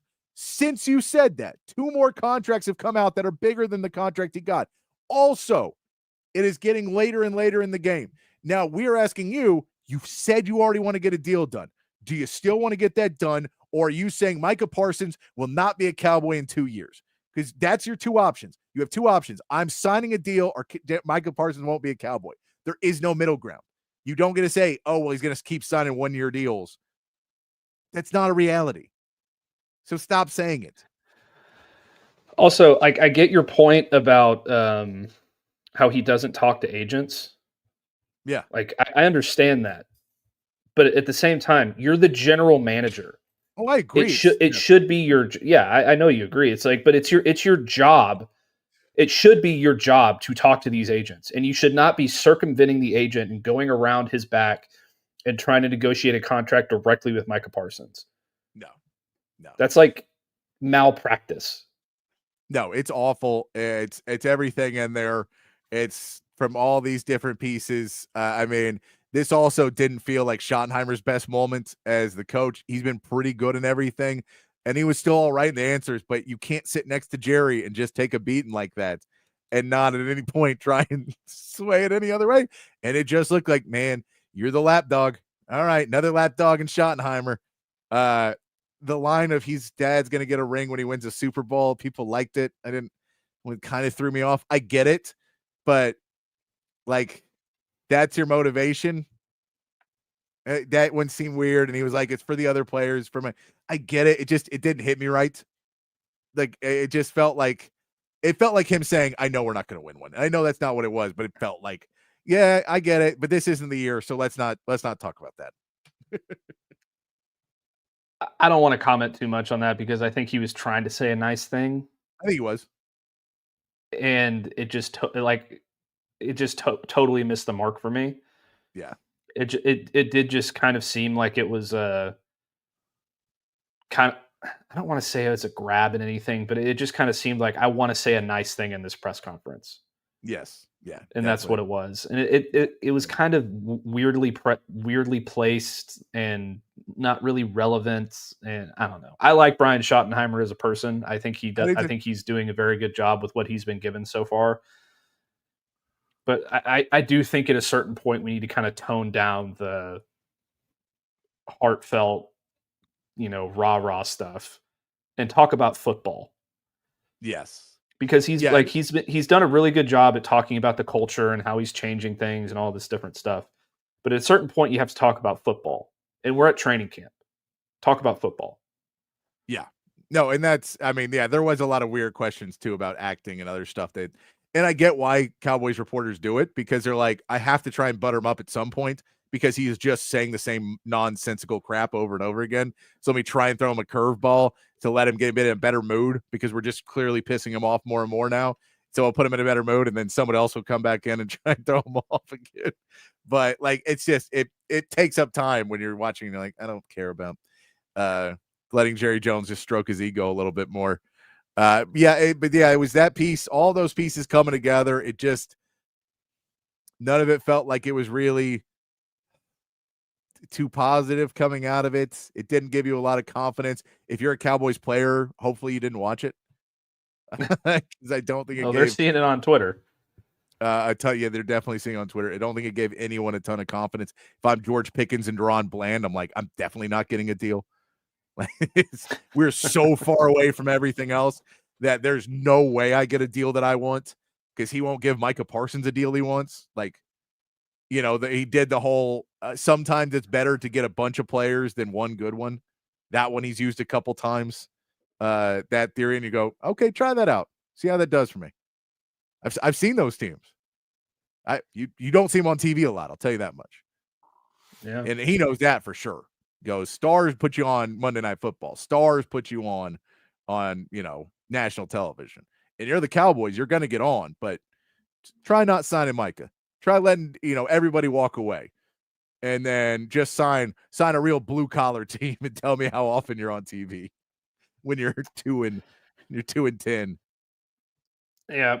My other big problem with Jerry's thing today, and it's been this way for a very long time, and I don't know how he continues. I guess he continues to get away with it because he's Jerry Jones. But the way that he talks down to the media, yeah, it's really bad. As if they're ill-informed and they don't know anything about what they're talking about the subject matter, and they don't understand the intricacies of football and all these different things. There's media people out there who know the Cowboys cap situation better than Jerry Jones does. I mean, this guy threatens radio hosts, local Dallas radio hosts, for daring to ask a question. Like, who do you think you are? It's their job to ask these questions. There's a reason they're asking them. It's because it's what everybody wants to know. And you act offended that they're asking these questions about Micah Parsons or about calling Derrick Henry or anything under the sun. The media is always the idiot. But why don't you go back and look at your receipts and re-listen to your past press conferences? You're the idiot. Yeah. No, it's and again, the line of when Stephen Jones says Jerry doesn't talk to agents, I do, should tell you everything you need to know about how this is run, who's in charge, who's making decisions, and why things are so disjointed. Because you have a guy who thinks he's making all the decisions. You have another guy who's making all of the decisions who is being told what to do every once in a while. And then Jerry also went into, believe me, every time that we make a decision, we have all the people in the room. And then he tried to say that he had Mike McCarthy in the war room meetings, and he was trying to act like Mike McCarthy had something to do with that building the team. Like, really? You mean when you didn't get him anyone? When you consistently didn't get players he needed, that he was in the room somehow fighting? So are you throwing him more under the bus for this last couple of years? Or I don't get it. It is everything about it. Look, and for people listening to this who are like, yeah, that's Jerry Jones. We had an offseason where Jerry Jones was way more unaccessible. He didn't do his bus meeting at the combine. It felt like Jerry Jones, maybe not even this contract, but maybe he wasn't going to walk out in front of the media and be full on Jerry Jones. And he walked out and was really full on Jerry Jones. And it's disconcerting every time he does it. Let's all just take a moment and remember if it was up to Jerry Jones, the Cowboys would have drafted Johnny Manziel instead of Zach Martin. He got mad at Stephen Jones for drafting Johnny Manziel, or for drafting Zach Martin. For not drafting Johnny Manziel, which again, it's, don't talk to agents, which again, not drafting Johnny Manziel. And then you hear stories that Mac Brown didn't want Johnny Manziel to come to Austin because he knew the partying was too much in high school. And you're like, so high school, they knew this. And now he's coming out of college, and it's very well known. And I mean, the stories that came out afterwards too, of him, having to fake his dad's illness so he didn't have to take a piss test because he was going to come up dirty at the combine, all this stuff about Manziel. And you're like, you still were going to draft him because it's not about football at all and it's about the show. I don't know. But yeah, it was a disconcerting start to the season for the Cowboys at camp. That was, I'm sure we'll get more and more stories out of it, but yeah, man, it was a rough watch this morning. You were hoping it was going to be a little bit more positive. We knew the Micah Parsons question was going to come out, and he could have just diverted a little bit, say, we're pretty happy. We think we have a good number where we're at. We're trying to work out a couple of the few details to get through the end of this. We hope to have one done sooner rather than later, all those things, and just kind of blow it off and say, we're working on it. Believe me, and you would have got questions, but I did not expect him to go full scorched earth on players get hurt, so we shouldn't pay them. That was not on my bingo card for Jerry Jones today. It probably should have been, just given his history. But yeah, like a normal GM would have come out and said, "Yeah, we're working on it. We think we're making some pretty good headway. We're just trying to iron out some details, but we're trying to get it done as soon as we can." I did want to talk a little bit about. So we'll go into more positive things maybe, but it's. We've talked about a little bit on the show about second round picks that they have not been signed. We are down to just a few players not signed now. A lot of people getting their deals done as we go in. You've got a fully guaranteed deal for Immanwori, who is number 35 pick. So that is now number 30. We're now to 35 because it was 33 was almost always guaranteed. Then the Texans went to 34 fully guaranteed. And that apparently hit the switch of everyone holding for a fully guaranteed contract. Nick Immanwori got one. Number 36, unsigned. But that's because it's Quinshon Judkins. He is unsigned because he was arrested for domestic violence. He allegedly punched his girlfriend in the mouth with a closed fist, was the report. There's other things in there. I don't know how that'll turn out. It's all under. I'll wait for more information on that one. Let's just say that it is not good for the Browns at all because they do not have any other running backs in that running back room, really. So it's not good for them. And he's also remains unsigned. No big shocker there. Also, fully guaranteed for pick number 37. Fully guaranteed to Travion Henderson at pick 38. And then I believe we start to go, maybe Luther Burden also fully guaranteed at 39. 40 fully guaranteed for Tyler Shuck. So we go all the way to 40. And then we start to dip down under the guarantees a little bit more at 41. So now it feels the first 40 picks in the draft, maybe going forward, fully guaranteed picks. Just something interesting for future reference. We do get everybody else starting to get their contracts signed as we go down. 4-year, $10.1 million deal for Donovan Ezeriku, the Dallas Cowboys second round pick. He's got 8.1 guaranteed in his deal. So if he is already signed, he will be there at camp. Will Johnson also unsigned. That one makes a little bit of sense of the guaranteed money being out because of injury concerns is the only reason he was a second round pick. He was projected first round pick, but injury concerns. So not hugely shocking that he's there. The Texans did get Ariante Irsay signed 4 years, $9.2 million on that one. I haven't seen how much of that is guaranteed yet. But he has been signed, which is good for the Texans because they need all the help they can get on that offensive line. Oladejo for the Titans remains unsigned. They also got bad news today that Will Levis is out for the season with his shoulder surgery.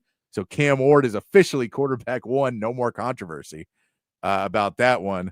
And I think that is it. I don't think there's anyone else who is still unsigned. We did see Andre Makuba signed a 4-year, $7.1 million guaranteed contract. And we know it started off with the Texas guy who kind of started off. He started, Alfred Collins was the original with a 4-year, $10.3 million deal with over $9 million guaranteed. He was the first domino to fall in the second round, really. And then now with camps up, with what Matt had said from the beginning, once we get to camps, they're going to get these guys signed. Deadlines make deals, man. That's what you hear. I would just like to personally thank Alfred Collins for helping this put all this in motion.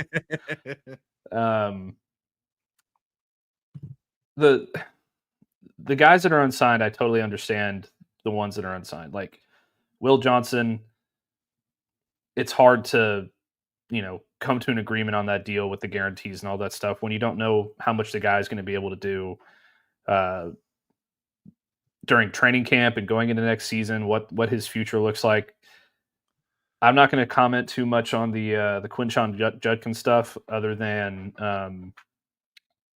go listen to the 911 call. It's very bizarre. And I'd honestly be surprised if he gets signed at all at this point. Like just with that, at least until all that gets cleared up. Like I don't know how you can sign a guy with that hanging over his head. So that's Isaiah Bond. Yeah, Isaiah Bond is still unsigned. It's those guys are like, we don't want to touch this right now. Like I don't want to touch it.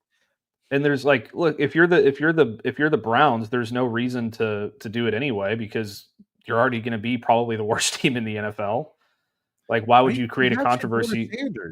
I don't know why you say it. Shedeur Sanders is going to be MVP next year. Oh, totally. But like, I mean, you're already going to be a really bad football team. So why create the extra controversy by signing a guy that has that hanging over his head? I'm just glad that it's finally starting to get done because, it honestly, it all just kind of makes the Bengals look even worse now too. With Shamar Stewart? Because you're getting multiple second round picks signed before your number 17 overall pick. No, and Shamar Stewart posted today he is working out at A&M. He is with A&M kids working out there. Mike Brown, the owner of the Bengals, basically said, I don't want to have to pay somebody if they end up in jail. That was his comments. And it is, so the Bengals are not the only people that have this contract term in their contract. Like the phrasing of the basically guarantees of it. That's not just the Bengals trying to add this in. Multiple other teams have this in there. The deal is the Bengals had never had it in, and then they were trying to catch up to the rest of the league. So a lot of other teams already had this. That is where the problem lies. That's where the Bengals are steadfast going, this isn't like a us only thing. This is 20 teams in the league have this same statement in there because their players have gotten arrested. And like, it's really more about off the field stuff. It's not about injuries. I get why Shamar Stewart's holding out on it too. We saw the GM, I believe, said a statement that's roughly, I don't blame Shamar Stewart. He is going under advice that he is paying for, but I think the people who are paying that he's paying the advice for are wrong. That's basically it. That's a good way to kind of get around the trashing your own player. Exactly. So he's trying to get around. I believe that was the GM for the Bengals. But yeah, that one seems like it is a non-starter either way right now. That both sides of that are not budging one bit, and the Bengals, I guess, feel, look, he's going to show up. He's not going to wait out a year. Like, he's not going to ruin his career over a throwaway line in a contract. He's not going to do it. So we'll stick out on this because we're not going to, if we budge now, it's going to hurt us down the line. It's going to hurt us in other ways. It's not about this one contract. It's about all our contracts going forward and everything else. So we have to make a stand as an organization that we're not going to stand for this, which I get. I still think it's silly and they should take it out. But I understand where they're coming from of, look, this is in a bunch of other contracts. So it's like, that was the part where everyone was getting upset about the difference of the Shamar Stewart versus the second round picks. With second round picks was trying to change the way the league was done. And then this one is like, no, but teams don't do this. So we should look at other teams and see what they're doing. It's kind of backwards and weird. I get it. But yeah, it feels like it's gone too far for Shamar Stewart, maybe too, and his agent. At a certain point, if I was Shamar Stewart, I would ask other agents. I would be calling some other people maybe and being like, am I crazy for this? Just to make sure that it's not one agent who's having a vendetta against the Bengals and you are the pawn in that one. But we know that originally everybody was kind of on Shamar Stewart's side. It feels like maybe the trend is shifting a little bit, that the Bengals maybe are not necessarily the most evil now in the public eye for this one. They are for the Trey Hendrickson, but for this one, it maybe not the worst, but it's like you can't, I don't know. It's a weird one because Shamar Stewart is banking on you can't not have your first round pick show up. And it should tell you what they think about Shamar Stewart, that they're not doing anything. Well, I understand both sides of it. I understand why Shamar Stewart doesn't want to budge. And I understand why the Bengals are trying to make this change. My big problem is with the way that the Bengals owner phrased it. Yeah. He's basically saying, like, he's making you believe, like, oh, this guy's going to go to jail, so we don't want to pay him if he's going to go to jail. Yeah. Like, how can you come out and say that about your first round? But then why draft him in the first place? Yeah. No, and I agree. I get what he meant, but yeah, you have to walk a thin line of not walking out and going, well, we drafted our number one pick, but he's probably a terrible human being. So, we're worried that he's going to end up doing something stupid. And you're like, I think you should be like, this is, there's other ways to phrase it. I agree. The phrasing of it was really bad. Yeah. It's like, that sounds like something that Jerry Jones would say. Well, Mike Brown is also not a great owner. So that's true. Mike Brown is one of those old school owners who is not necessarily evolved with the time. The Trey Hendrickson stuff he talked about a little bit today too, and kind of gave a Jerry answer where he talked around it a lot and was like, I don't want to pay him all that money. He's a good player, but I don't really want to pay him all that money. But I hope we get a deal done sooner rather than later. But he didn't. He kind of jerried around that question too. But he's not. He felt much more like he did not want to be answering these questions, where Jerry loves doing it. So Jerry makes a big deal. There's a live YouTube stream and everything else. You got to find it from reporters on Mike Brown. So he's not quite the same guy. But yeah, it is nice to see that those contracts are getting done. Those guys are going to get to practice. I was talking to a friend about Marvin Harrison Jr. and about, we're talking about fantasy football and stuff. And then you're like, what's the title? Trey McBride. That they're like, Trey McBride's gonna be the guy. And I'm like, I like Trey McBride killed for me last year because he got all the receptions. He didn't get in the end zone though. You got to find somebody who's going to get in the end zone. And he didn't get a touchdown until the end of the season. So you're like, I think Marvin Harrison Jr. will have a bigger impact this season. And when they were talking about it, you're like, you got to remember Marvin Harrison missed the beginning of a lot of stuff they were doing because he had the contract dispute with Fanatics, right? And it was all like a that jersey sale thing. The jersey thing. And so he missed time.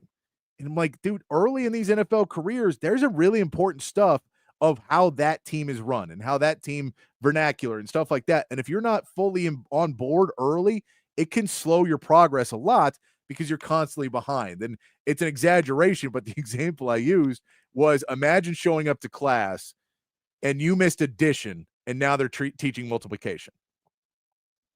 You're going to be a little bit behind everybody from that the whole year until you come back another year and they go, so addition again. You go, that's what I was missing.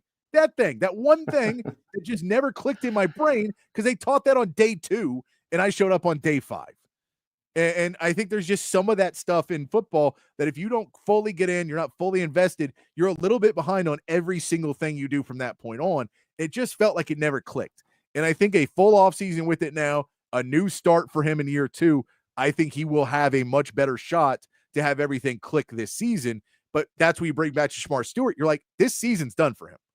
Like, this season's already done. He's not going to have a huge impact this season. So his best hope is for the Bengals now, they can wait because they get he's not going to be a great player in year 1 anymore. So for them, they're like, cool, we still have your we'll just keep waiting. And at a certain point, I think you're going to sign because you don't want to not play football this year. But we already understand that the ship's already sailed on you being a rookie of the year contender. That's gone.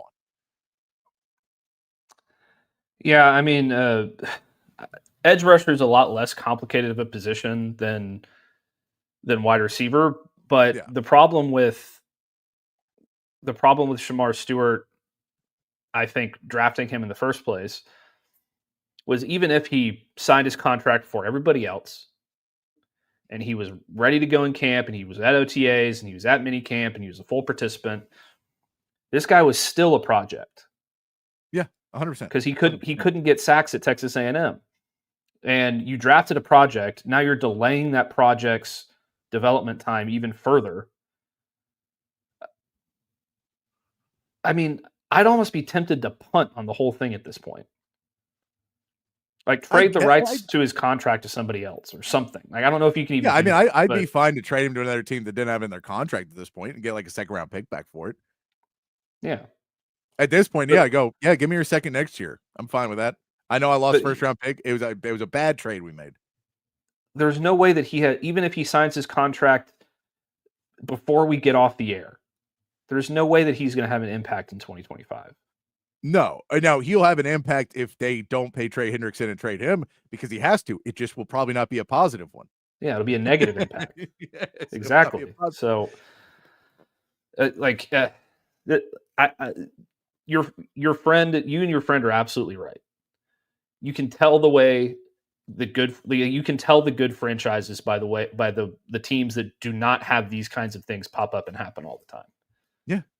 No. And yeah, I mean, because they understand that you have to deal with these situations and you try and find guys beforehand, that you try and find guys that are going to come in and not be that. Sometimes you whiff, sometimes you bring somebody and you think they're going to change or you think it's going to be the right place. And again, I don't want to throw shade at Jonte Cook, but I think, Texas has done a really good job of bringing in good players and good character guys. Sometimes someone just doesn't fully fit it. And, you have to move on. But that being said, you're trying to hit a large success rate and first-round picks. That's why we see guys slide every year, is because I don't necessarily want to have this discussion with you and rely on you completely. And Shamar Stewart was a project guy anyway. He went a little bit higher than I probably would have put him. Some people put him way, way higher because they thought that, the potential is there. But I think when we see what's happening, it makes sense that he probably would have continued to slide a little bit further had that been the case. And I'm not taking a side again. I think, he's getting advice. He's being told if you do this, it's a bad deal. But if I was him, I would at least be calling other agents and being like, am I crazy? Is this real or not? I'd at least be checking. And maybe he has. And maybe every agent's like, no, screw the Bengals. Just screw them. I would seek a second opinion. 100%. If I was going to the doctor because my shoulder hurt and they came back and said, well, it's because you have appendicitis, I'd be like, well, maybe I'll go see a shoulder specialist. And then they come back and say, oh no, you just have some tendonitis up there in your rotator cuff, or like whatever the case may be. Yeah. Like, seek as many opinions as you can get instead of just blindly following the advice of somebody who's put you into a hole that you can't even dig yourself out from unless you go against the advice that he's giving you. So I'm with you on that. I feel bad for Shamar Stewart. I want to get into this article real quick to wrap up our show.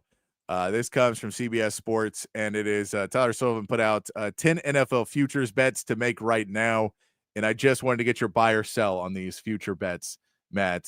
See if we have any that you like or you say that is crazy. First one, Bijan Robinson to lead the NFL in rushing yards. This is plus 1,100 on FanDuel right now. But Bijan Robinson to lead the NFL in rushing yards. Buy or sell? I'm selling just because Saquon Barkley still exists. So I believe the thought is there's more weapons for the Eagles to use, and possibly that'll be a piece where they'll try and maybe save him a little bit more for the playoffs and get the ball out to other guys. And Bijan is a young stud, I believe, is the concept of why this would be. However, I'm with you. I think there's still Derrick Henry. There's still Saquon Barkley. There's still guys. I mean, Jahmyr Gibbs, we don't know what he's going to be. He could take over a bigger role in that offense this season. So we will see. I don't know if I would put a bunch of money on that. Maybe put a little bit, but not a bunch of money on that one. All right, this one. The Miami Dolphins under 6.5 wins. I'm selling. Yes, I'm selling that one. Selling. Yes, the Dolphins are on a downswing. that they're currently shipping players off. The culture seems to not be going well. I mean, the fact that they just brought in Darren Waller, maybe that's a little bit more in the under for me. Tyreek Hill falling in the back of his career. They still have Jalen Waddle. Tua is not a bad quarterback if he can stay on the field. And I like Mike McDaniel, but they have this one. So there's a full sell, not even a question. Didn't they just get Minka Fitzpatrick too? Yeah, they in did. that Jalen Ramsey deal. They did. Yeah, I think this is a sell. I think that the Dolphins are going to be a pretty good football team. I don't think they're going to like challenge for a Super Bowl or anything like that, but I think they're a borderline playoff team. 6.5 wins seems like. I mean, especially because they just drafted Quinn Ewers. I think the big piece too is their last 10 games of their schedule are really tough, and so I think that goes into it that this team could fall apart a little bit more if that were the case. Let me pull up their schedule real quick so we can go these last couple of games where it becomes more of an issue. But all right, so their last, so it goes decent, and then you get into Baltimore, Buffalo, Washington, New Orleans, Jets, Pittsburgh, Cincinnati, Tampa Bay, and New England. They should be able to win some of those games. I don't think they go 1-9 as he says in there. I think they can win a few of those games.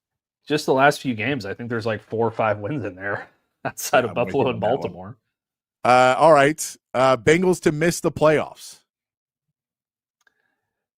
I'm selling it just because I think their offense is good enough to win them 8 or 9 games by itself. All right. Yeah, I'm with you. I think I'd sell it.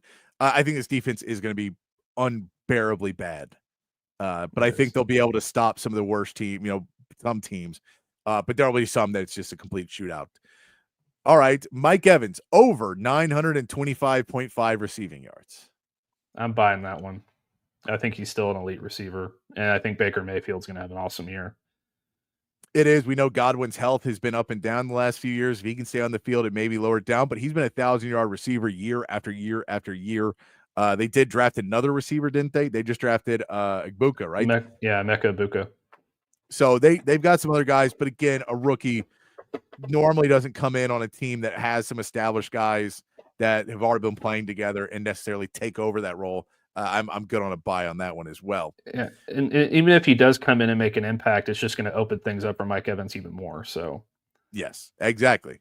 The Patriots to make the playoffs. Is that real? If you say under for 6.5 for the Dolphins and the Patriots, like I feel this, I don't know who wrote this. I mean, I don't know like who he is enough, but I feel like maybe this guy just drank a little too much Patriots Kool-Aid at a point. Yeah, I'm selling this. I think that they're going to be in contention for the number 1 pick next year. I think they'll be okay because I think the defense is going to be improved under Mike Vrabel, but I think Josh McDaniels is running this offense. So they'll be good until he gets caught cheating again. And then they'll be just completely awful afterwards. Like, I think Josh McDaniels is a horrible, horrible coach. Now, he's one of the worst head coaches of all time. But just as a coordinator, he has also not been really good other than when he had Tom Brady, which I don't know what the difference is between having Tom Brady and not having What's the difference, man? Oh, it's Tom Brady. Yeah, I'm selling this. I think they're going to be a dumpster fire. I don't care how good that defense is. The offense is not going to be good. It's going to be bad. Right. San Francisco 49ers to win the NFC East. I'm selling it because they don't play in the NFC East. The NFC West. Sorry, I read it wrong. Patrick mistake. NFC West. I mean, I can buy this one just because I don't think that they're going to do it, but I can see it happening. I still think the Rams are the team to beat in that division. I think they're a Super Bowl contender, but there's a scenario which San Francisco bounces back if Christian McCaffrey's healthy and, they find a way to replace Deebo Samuel and that defense is okay with their replacements. All right. How about a fun one for you? Dak Prescott to throw for 4,000 plus yards. I'm buying it. All right. And let me tell you why, Patrick. Because that would not be unprecedented for him whatsoever, for one thing. I believe, let me pull this up just real quick. In 2023, the last time he played an entire season, he threw for 4,516 yards. He's also thrown for 4,449 yards and 4,902 yards in his career. And I think that this is going to be his best receiver tandem that he's had since he's been in Dallas. And I think the running game is going to be a little bit better.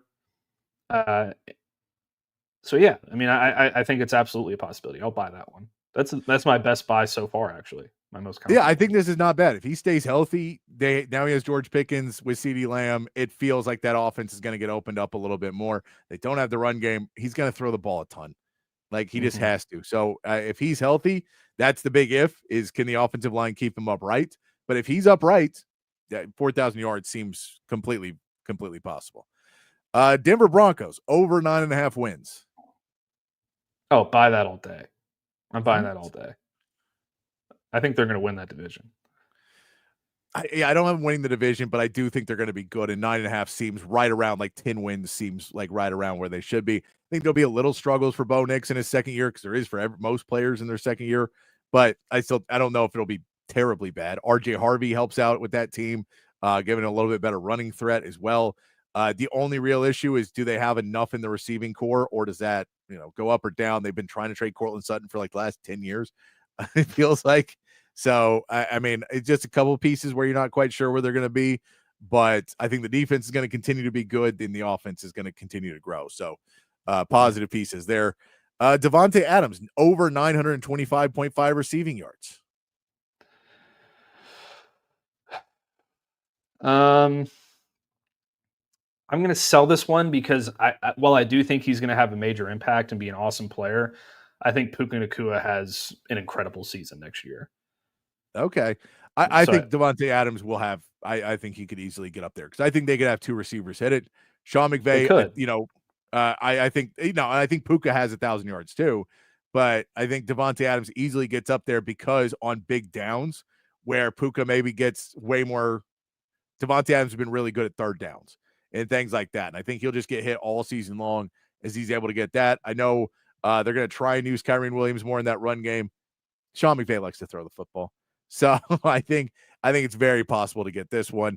I got one more, but I think this article came out a week or so ago, because the last one is Rashee Rice to win Comeback Player of the Year. I'm going to sell, because he's going to be in jail for 30 days and he's going to be suspended for half the season. Yeah, I'm going to go ahead and sell on that one because of the suspension. He won't be in jail during it, I'm sure. Or he may be in jail during the suspension. He's not going to miss time and jail. Like, I think suspension and jail coincide, or some effect of that. But yeah, I'm with you. I don't think Rashee Rice wins Comeback Player of the Year. I'm guessing his odds will go down a little bit further at this point. I'm with you on that. Let's take our second break, Matt, and we'll come back, get to our meathead of the day, and wrap things up here on Open Gym, here on Texas Sports Unfiltered. At Sleep Cycle Center, we can treat your sleep apnea in various ways. My story starts 15 years ago with the loss of my father to undiagnosed, untreated sleep apnea. And this is a very preventable disease, and treatment options are various. Millions of people across America have sleep apnea, and they fail to realize the early warning signs. Fatigue, daytime sleepiness, and snoring are the most common signs. We'll find the best solution using advanced technology, oral and epigenetic appliances, or CPAP. We offer weight loss, oral surgery, and laser treatments. Schedule your appointment today and get your sleep evaluation. If you're looking to remodel a kitchen, renovate your bathroom, or maybe add some new life to your outdoor space, reach out to our friends at McCall Custom Homes. They are custom home builders and renovators here in Central Texas, and they've been doing it in Central Texas for more than 40 years. It's a father-son team with a ton of experience, and all of that experience is here in the Austin area. So they know what it takes to turn an Austin area home into something truly, truly special. Right now, our friends at McCall Custom Homes are offering free estimates to TSU listeners, so they can come out to your place, hear your vision, they can tell you what they can do, and then you can go from there. Don't just take my word for it. Check out their website, McCallCustomHomesATX.com. Look at the gallery of jobs they've done over the last 4 decades. And then when you're ready, again, reach out to them and they will come to you. McCallCustomHomesATX.com, or you can call or text Mike McCall directly at 512-633-9580. It's McCall Custom Homes. We build value into your home. Hi, everyone. This is Tom McKay, owner of Audiovisual Consultations. We've been serving and assisting customers in the Texas area. I think I got this by now, old man. This is Camilla McKay, Audiovisual's social media and website manager. Our company has been helping you sit back and relax for the last 37 years. We come to you, and we're the kind of workers you want in your home. We give you all the advice at a great price, and we do a lot more than just audiovisual systems. We have employees capable of performing services like electrical contracting, heated floors, motorized shades. Am I forgetting anything, old man? Yeah, we do surveillance systems, controlled lighting systems, and landscape lighting, computer networks, multi-room audio systems, and of course, we install some really cool theaters. I had a feeling you were going to say that last one. Now, am I forgetting anything? Only this. Remember to hug your kids, laugh with strangers, and make love to whoever the hell you want. So give us a call at 512-255-8678. Or visit us online at avconsultations.com. That's 512-255-8678. Back here on Open Gym on Texas Sports Unfiltered, wrapping it up on a Monday afternoon. Breaking news, Matt. Phillip Rivers has retired. I could have sworn he was retired already. I thought he was too. He just made the announcement that he is like signing the 1 day with the Chargers to do his retirement as a Charger, though. So I believe, I know that there was always talk that he was like ready to come back and play another, finish out if this guy needed somebody. I think there was a talk like for the 49ers last year that, when Brock Purdy got hurt, that, I could come back and play.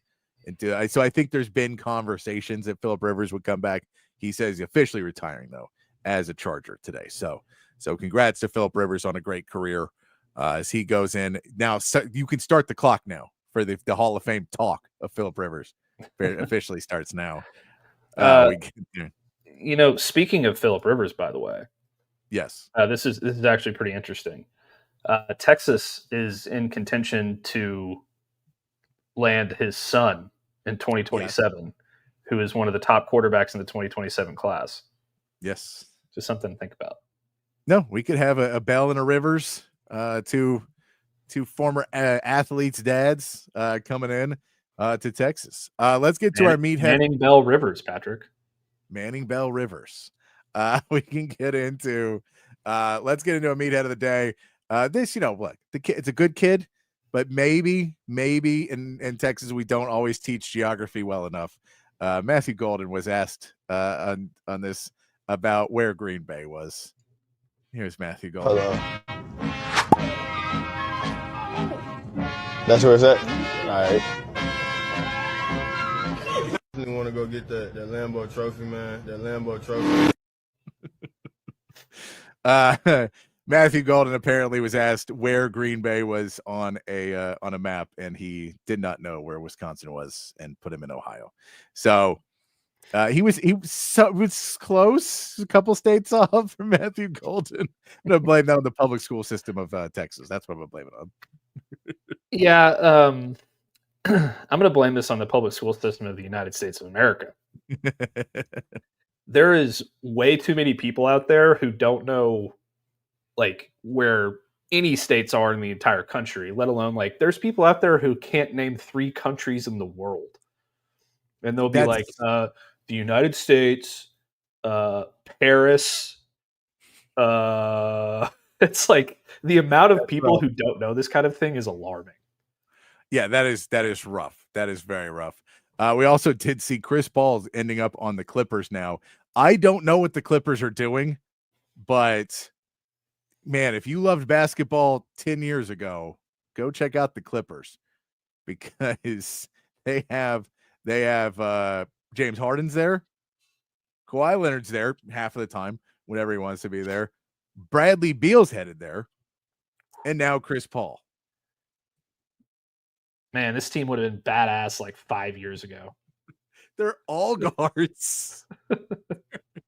There's so many guards that don't want to play like that. I don't know. I get why Chris Paul wants to go back to LA. He spent a lot of time there as a player. Had probably some of the best years of his career while he was in LA, and he doesn't want to go to the dumpster fire that is the Pelicans now because he spent some time in New Orleans early on. But interesting place for Chris Paul to end up after they do the Bradley Beal deal. Figure it's like one or the other. You probably don't want both, but yeah, now Bradley Beal's there too. it just feels like that's not a way to win a championship if I'm the Clippers, but that's just me. I mean, Chris Paul back to the Clippers, Damian Lillard back to the Blazers. Yeah. We got to get Russell Westbrook back to the Thunder. Oh God. You know what? I think you're just trying to ruin the Thunder, aren't you? Are you trying to destroy them from within, man? I think you have a great idea. I might be. Let's get Russell Westbrook and Kendrick Perkins. And let's get Kendrick Perkins back there as well. Let's send Kendrick Perkins back to Boston. Let's ruin that a little bit. God. Yeah, you know what? We could we're sending Paul Pierce back to Boston. Ooh, yeah, that'd be good too. KG too. Let's just reunite the Holy Trinity. I think KG's decent. Like KG's Paul Pierce being like, Tatum, pass me the ball. I'm like, dude, you're 45, not passing you the ball. Paul Pierce would walk into the NBA thinking he's the best offensive player in the NBA today. He would still win NBA history. We got to get out of here. We'll get into some media days coverage and all the other good news that is coming out as training camp begins, as we continue on this week here on Open Gym. But until then, be kind, be safe, keep your underwear clean, and we'll see you right back here tomorrow